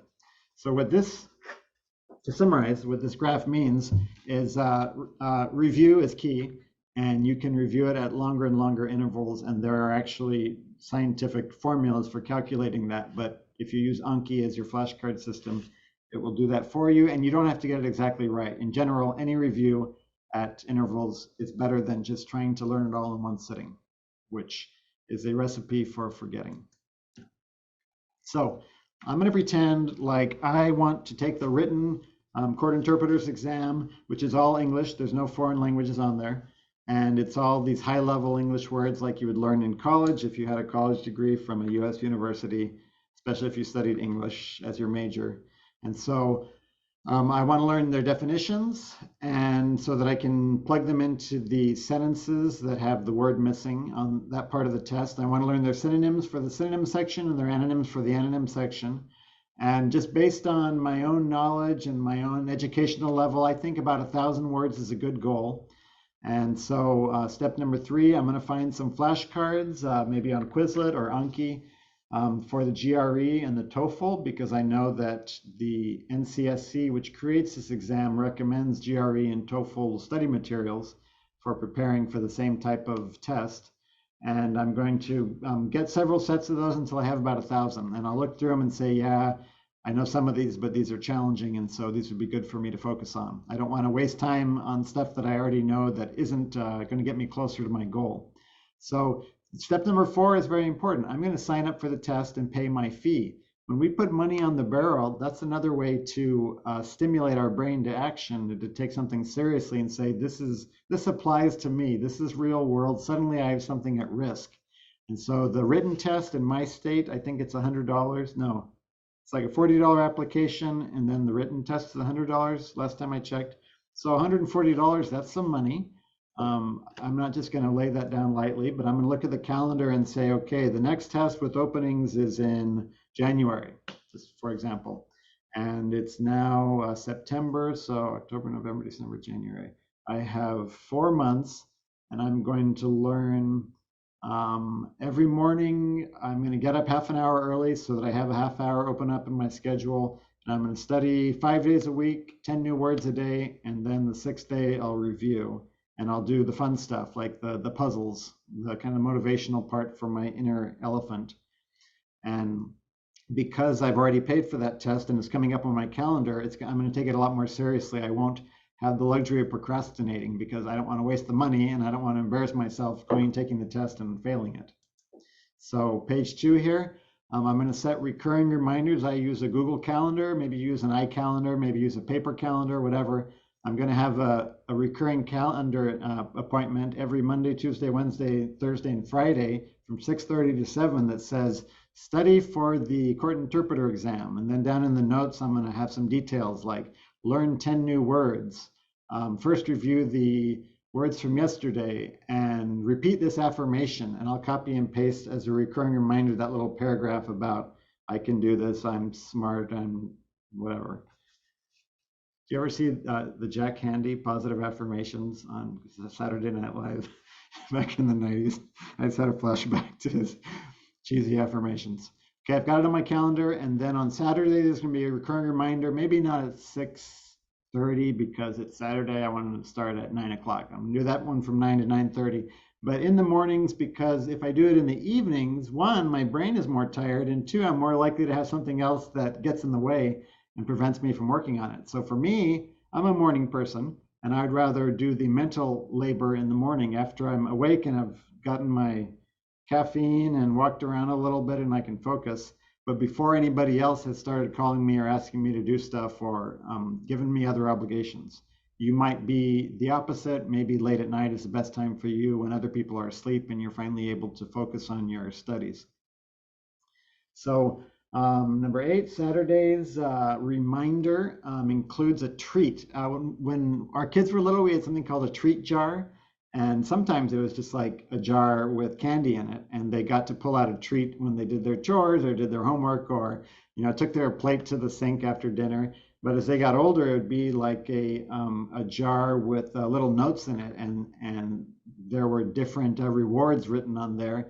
And whoever did something first, which one of the 4 kids deserved the treat, could pull it out and get this treat. And it might be something like, you don't have to do the dishes tomorrow, or you get to decide when they're real little, you get to pick the bedtime story that we're going to read, or you get to watch this Barbie Princess DVD for the 800th time.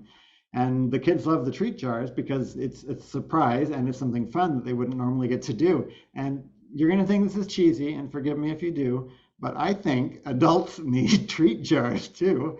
and we should give ourselves treats for doing what we said we would do. It's silly, but it's motivational. And maybe for you, a treat is getting to go to the movies or watch a movie on your streaming service or eat something special like a banana split or a special fancy Starbucks coffee or just something that you make at home that you can make yourself, but you don't normally bother to make because it's special, because it's fancy. Or downloading a new audiobook on Audible or a new book on Kindle or going to the used bookstore and buying yourself a book just for fun to read. You can put a mix of treats in your treat jar, and it doesn't have to be a jar, it could be a list that you draw from, and say, if I can go this week and learn all 50 words and I know them cold by Saturday, I'm going to do something fun just for myself. And if you have an accountability partner who lives with you, you can say, we're going to do it together, and then we'll both have this motivation to celebrate my little victory. And by celebrating each small milestone on the road, it's so much more motivation to keep on going towards the big milestones that seem impossibly distant and monumental when you first start out. So number 9, I would also take the hardest words that I'm having trouble with that I keep coming back to and put them on sticky notes or write them up on the marker board or make puzzles and games out of Puzzle Maker to further reinforce them and bring them to life. So, wow, all kinds of chat here. I am going to read these in a minute. So here's a diagram showing the analogy of the rider, the elephant, and the path again. And this is from the book Switch. And so we direct the rider, that's our intellect, that's our inner adult. Following the bright spots means figuring out what's been successful in the past and reproducing those successes, like the last time you were able to accomplish a long-term goal and learn something difficult. Script the critical moves mean think about in advance how you're going to review, where your flashcards are going to be stored, when you're going to study, how you're going to clear distractions out of your life, what room in your house or at your office or in your backyard on your porch you're going to use for study that people will leave you alone in. Point to the destination, clearly deciding what test I'm working towards. And let's say you are working in a language that doesn't have a certification exam, but you want to improve your second language. And so last year I'd been studying Russian for a couple of years for fun, and I was like, I want some kind of a milestone to celebrate how much Russian I've learned, but I'm not like going to be a Russian interpreter. It's not that good yet. I need something that's an easier milestone, but still significant. And so I found out that there's an organization called ACTFL, the American Council on the Teaching of Foreign Languages, that sponsors an exam or created the rubric for an exam called the Oral Proficiency Interview. And a lot of jobs will use your oral proficiency interview score to see if you're bilingual enough for a bilingual position. And so I was like, I'm not applying for jobs, it's just for my own enrichment, but I would like to take the OPI and have a professional ask me questions in Russian and then give me a score. That'd be exciting. And so I set it like 6 months out, and it was very motivational. It costs, I don't remember, $150, $200. So it's a significant investment, but it was worth it in that it made me study a lot harder because I wanted to impress myself and impress my family and say, guess what I got on the Russian test? And so when I finally took it, I got this score that's like intermediate low or something. And they give you a little report that describes what you can do with this level of ability. And I put it on my LinkedIn and I told my mom about it. And my mom was like, oh, you're so smart. I can't believe how much Russian you know. Good job, Marco. And it was motivational. And now I want to do it again. It's been like a year. I'm like, oh, I'm going to take the OPI again, but it's expensive. And so I have to decide, maybe I should like take it to the 2-year point. But whatever your destination is, having a clear destination and investing money in it will make a big difference in keeping you motivated.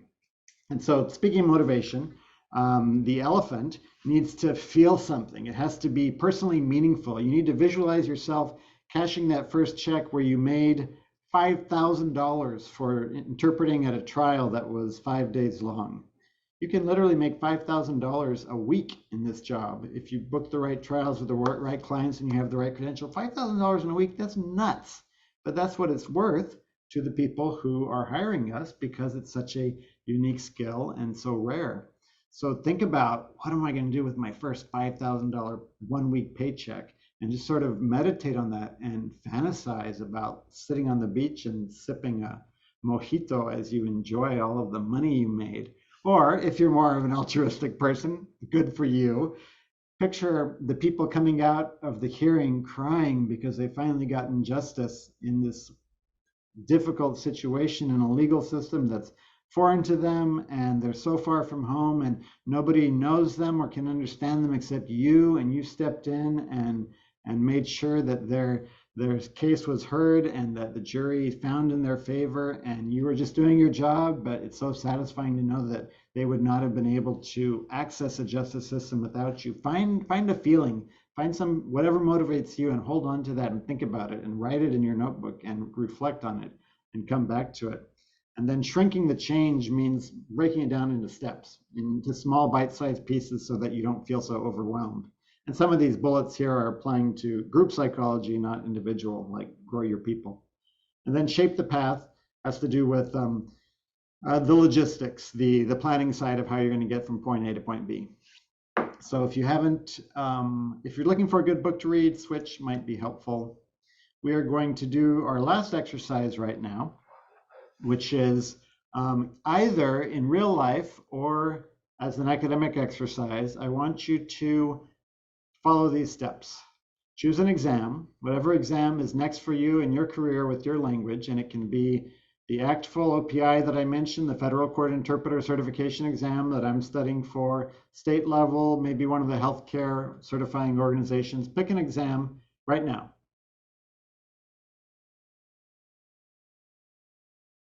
Think about it.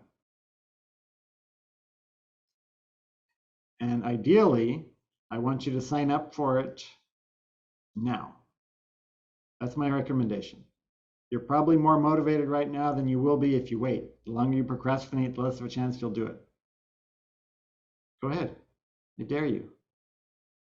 Google that thing you want, find the application, click on it, and start filling it out. If that's like too overwhelming, you're like, I can't do that. Well, then we're just going to role play, and you can choose it and then put on your calendar next Saturday. I'm going to give myself 7 days to think about it, to psych myself up. Next Saturday at this time right now, I'm going to have a reminder that goes off and says, here's the link, click on it and sign up for it now. But take some action. Figure out what test you want to take and sign up for it. The next step is going to be finding the words. Find at least one glossary or one flashcard set that you want to memorize that is specifically applicable to this exam. And it's going to take a little research maybe to figure out what kind of terms are on the exam and to make sure that you're studying words that are useful for that.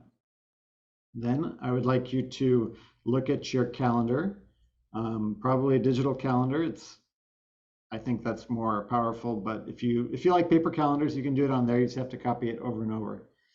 And figure out what time of day, 6 days a week at the same time every day, can you study and where will you study? Now, some of you have very busy lives with lots of obligations, and that's just not realistic. And you're going to have to say, well, on Mondays I can do it at lunchtime, and on Tuesdays I can do it after dinner, and on Thursdays I can do it in the morning, and Friday I can't do it at all. If that's your reality, I understand. But if at all possible, try to make it the same block of time each day. And a half hour is a good time to start with. 15 minutes is okay. Half hour is good. An hour is the max. Don't try to study more than an hour at a block, because we just retain a lot less. At about the 30-minute point, our attention starts naturally falling off for most people. Then do the math to figure out, this is how many words I want to learn before the test. This is how many I can learn per day, maybe 10 words for 15 minutes or 20 words for half an hour. And then start working out the formula. Okay, this many in a week. I'm going to put a little reminder. Today I have to learn 15 words, 30 words, whatever it is. And set a concrete goal. You know, anytime you go to goal setting training, there's all these acronyms for how to set good goals, smart goals, powerful goals. And one of them is they have to be specific and measurable. And so just saying, my goal is to learn some new words every day. You're not going to make any progress because it's too abstract. It's too easy to say, well, I think I might have learned a new word watching that TV show. You have to say, I will memorize 10 new words from this list every day, 5 days a week, and I'll review them all on the 6th day. And having those specific, clear numbers and discussing them with your accountability partner and then reviewing them later with your accountability partner makes it 10 times more likely that you'll accomplish them. then put the reminders on your calendar and talk to somebody else about your goal and say, I want you to ask me about this. I want you to bug me about it in a friendly way. Let's come back to this and tell me what you think of how far that I've come. And if I have a bad report, please give me some encouragement, because this is a hard task that I've set for myself. So we are going to take 10 minutes for this exercise here. And I would like to put it in the chat, this list of steps. Can everybody see that in the chat now? And then I'm going to send you back, I believe, to the same breakout room. I think it'll be with the same person.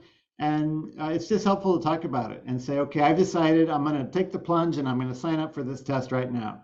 Or I don't know if I can do it. What do you think? And maybe your classmate there can be of some help.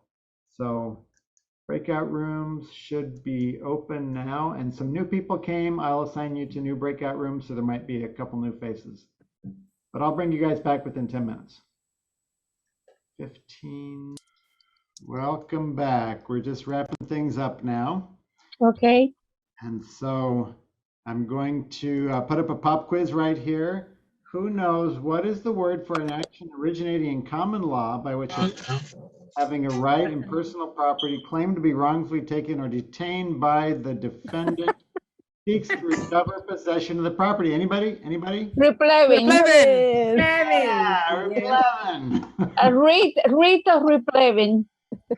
Right, or replevin, right. That's right. Replevin. Great Order. word. I want to get my. I was late. I got in at the back end of your definition, so Well, I bet you would have been the first one to answer if only you'd been here. I bet I would too. All How right. do you pronounce the other word that is related? Ditinu? Yeah, I don't know. I don't know. I'll tell you, detinue. Detenu. Oh, Detenu. detenu. Okay, detenu. Thank you very much. Sounds Okay, super well, French. I think because retinue is spelled the same way. I didn't really note it on when I looked it up, but I imagine it's similar to retinue, detinue. It makes sense. Okay, thank you. All right, thank you. So closing thoughts here in conclusion. Congratulations for making it through 3 hours of me talking about memorizing words. That doesn't sound like a very interesting way to spend your Saturday, but we are unique people, aren't we? So Yes, we are. I would like you to remember that words are magical, mystical, arbitrary codes that we as a community, as a society, memorize so that we can take ideas out of one head and put it in another one and inspire action that we are hoping somebody else will take. And it's if you stop and think about it, it's a very powerful tool that society has developed. And I think we should all be on a lifelong intentional quest to get the biggest vocabulary possible. Like having a bunch of friends on Facebook doesn't really mean much. There's not much value in that because you don't really connect with that many people, but having a big vocabulary can powerfully impact the way that other people respond to us and the amount of information that we can process. So even if you don't have a specific test in mind, I think it's still a good idea to set aside time each day to read things that are difficult and learn new words from them. Remember to not just look at this as an intellectual exercise, but think about your elephant, your inner child, the one that's strong and can accomplish a lot of work, but needs to be motivated in ways that are not intellectual, that are emotional, and that touch our heart. And finally, a daily study habit, once it's built, they say it takes, depending who you ask, 4 weeks, 8 weeks, 40 days to build a new habit. But once you have that study habit in place, you can sort of go on autopilot and just keep learning with very little effort as long as you need to, because it's now become a part of your lifestyle and it feels normal to you. So this concludes my remarks. I'm going to put some links in the chat, which let me change this to everybody in the meeting. Most of these I already put up at the beginning. You've probably seen them, but I would like to draw your attention to the feedback for Marco link. That's where you can give me suggestions on how to improve this webinar. If you didn't request a certificate of attendance at the beginning, but you want to, there's the link again to the welcome survey, which is about certificates of attendance. I will be posting this video next week once I have a chance to clip off the beginning and ending and the breaks in the middle, and that will be on my YouTube channel. And I would encourage you to watch the little video called Go React Skills Building Co-op. And that's this cool system that some of us are experimenting with, where you can use a special interpreter training software in a group setting and give each other feedback. So the floor is now open to your questions and comments. I will go back through the chat and see what I've been missing out on here. You're welcome. Thank you. Oh, you're very welcome. Questions? Oh, I see some suggestions about note-taking group software. I've already downloaded Super Memo. Thank you for that. I'm going to try that out for flashcards. Looks interesting. Lots of resources shared. I love to see everybody sharing with their colleagues. And if you would like me to help you match up with an accountability partner to keep you on track with your studying, there's a link in there too, where you can submit a little information, say, this is my language, this is where I live, this is what I'm looking for, it's the kind of person that'd be helpful, and I'll do my best. Whew. That's good. Good stuff.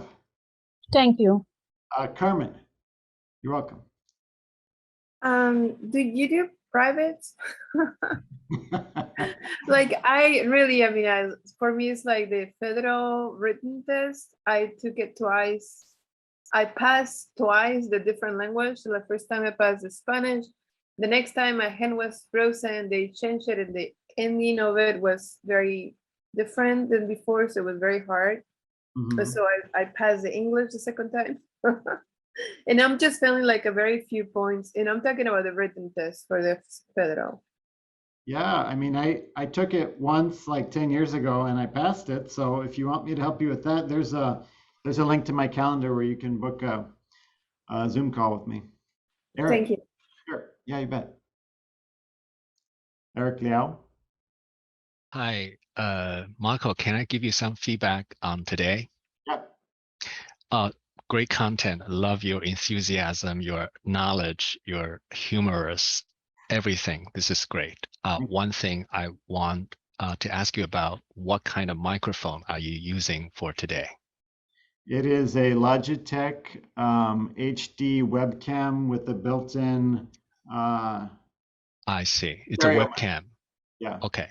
For me, it sounds not quite as good as for example, a headset mic that I'm wearing right now. So, or you're holding, that is going to be better.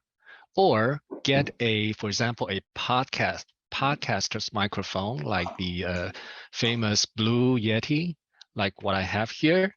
You have that. So Marco, don't scrimp on that, because I'm being very honest. You have great content, great enthusiasm, interactivity, but the sound is a little subpar. Okay. And if you can sound better, imagine how much better this is going to be perceived by us. Yeah. Well, your sound is excellent, by the way. So whatever you're using, what brand of headset? Yes. People ask me about this all the time wherever I go, so I don't mind plugging it, even though I'm not a salesperson for anyone, not for this company either. I'm going to type the name of the headset. Okay, it's a Steel Series Arctis Pro Wireless. And when you check out its price, please don't get shocked. I am forewarning you. Okay. However, at $350, it is worth every penny. I have had it for 3 years. I use it for all of my work, for all of my online engagement, for professional work, for simultaneous RSI, no complaint. You may say, hey, my teacher or my guru, my mentors told me never, ever, ever use a wireless. I'm going to tell you, forgive me for using up your time. I'm going to say there are at least two different kinds of wireless. One is the crappy wireless, that is Bluetooth. Bluetooth or cell phone, that is crappy wireless. It cuts in and out. It is low fidelity. It has a delay or a latency. Mhm. This one is 2.4 gigahertz radio wireless. It has Oh. almost zero latency. So let me give you a quick example. We are all on Zoom. Some of us are spread around the world, half an earth away. Do you know what is the typical delay in audio when Marco, let's say Marco says something right here from Texas, someone in Asia or just me in California, do you think how much longer does it take for Marco's voice to reach my ear? Anyone want to guess in terms of second or millisecond? How much? Typical Zoom. Half a second. Half a second is 500 millisecond. So that's one guess. Anybody else? Nobody. 3 seconds. Okay, that is too long. Okay, 3 seconds is terrible delay. Communication will probably started to feel really difficult, right? Sometimes you watch TV, the host is interviewing someone remote, and then you see there's a breakdown in communication because of 2, 3, 4 second delay. So no, Zoom doesn't have terrible 3, 4 second delay. It is 200 millisecond or 1/5 of a second. Yet we communicate pretty well because 200 millisecond is still okay. And Microsoft Teams or other like GoToMeeting have better like under 100 millisecond. So you see, under 200 millisecond is still good. We are not breaking down our communication. So in terms of this wireless headset, do you know what is the delay that is built into this wireless? How many millisecond? 25. Guess again. You're almost there. About 16. 16 millisecond compared to 200 in Zoom. So what is 16 compared to 200? So if we have no problem with 200, we have zero problem with 16. So do you see what I'm getting at? That's why there's absolutely no problem with this wireless headset. There are good wireless, there's bad wireless. So don't let anyone tell you that never ever use wireless because they don't know the distinction between the good one and the bad one. So that's my free pitch for this company Steel Series. But I just love promoting something that I know is good. Yeah, cool. Thank you. Thank you for ending my pitch.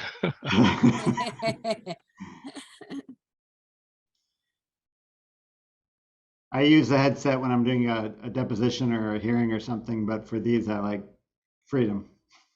But you're right, sound is important. People notice sound. Any other comments to the group or questions? Next week, I will not have a public webinar like this. It'll be at the Tajik conference, but you can check your emails. I'll be letting you know about some other things coming up. I'm sort of winding up my summer series and they won't be every Saturday anymore, but I've got a couple more that I'm excited to share before I go back to teaching in the college. Marco, I have a question. Yes. You said that you are preparing for the federal test. How are you preparing? I mean, in general terms, what kind of materials are you using?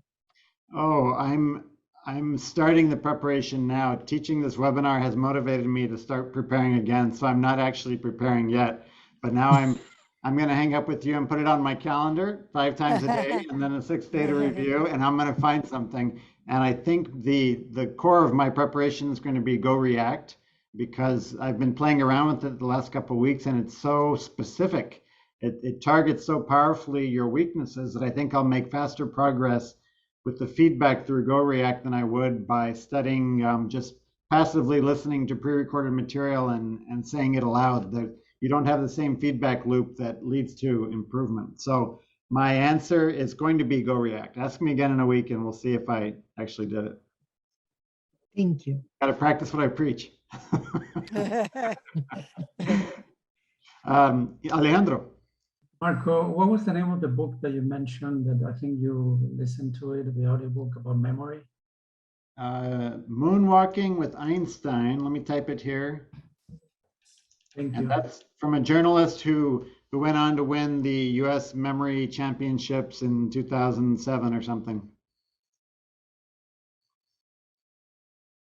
But did you do what you told us to do and sign up on the federal on the break? I tried to sign up for the special online experimental version that they posted like a month ago. The first thing in the morning, I got on there and all the slots were already taken. I was like, I gotta wait for the old-fashioned one. And so I don't think those have opened. Have they? Has anybody signed up for the federal oral this year? I don't think they're ready yet.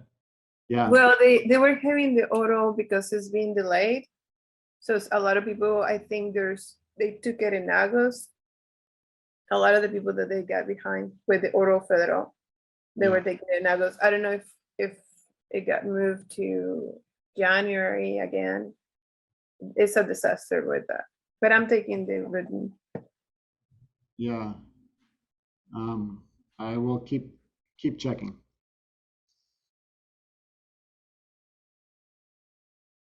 Yeah, Deanna, that author said that his memory was still lousy unless he focused and used those special techniques. Like it doesn't magically just make you be able to memorize everything.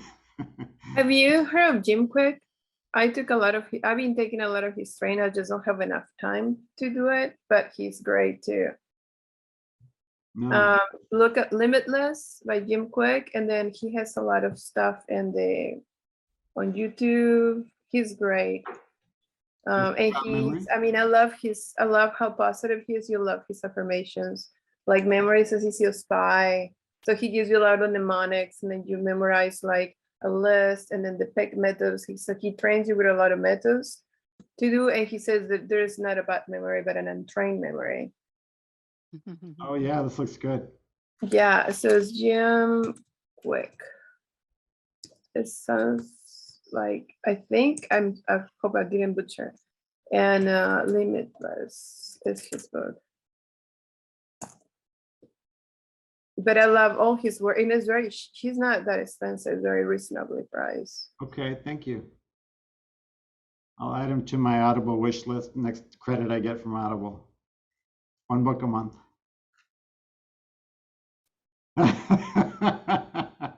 You are good enough, you're smart enough, and doggone it, people like you. That's the guy from Saturday Night Live. Jack Handy was the character.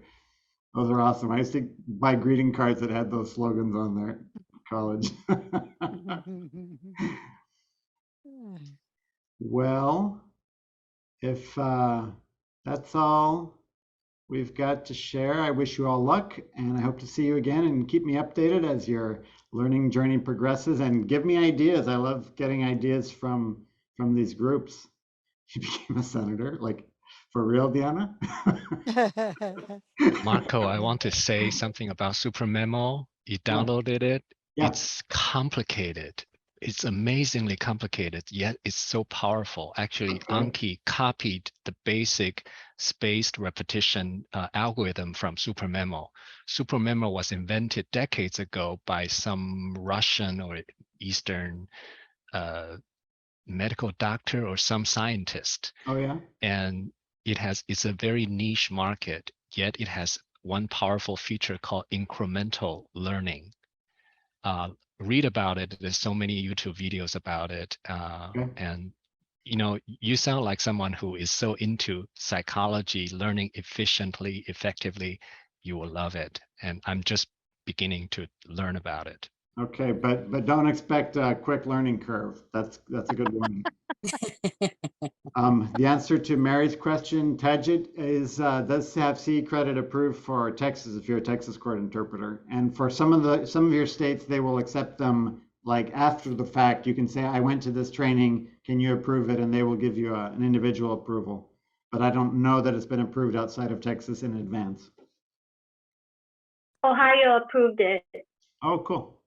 So send me the certificate, please. Okay, I will. You filled out the form, right?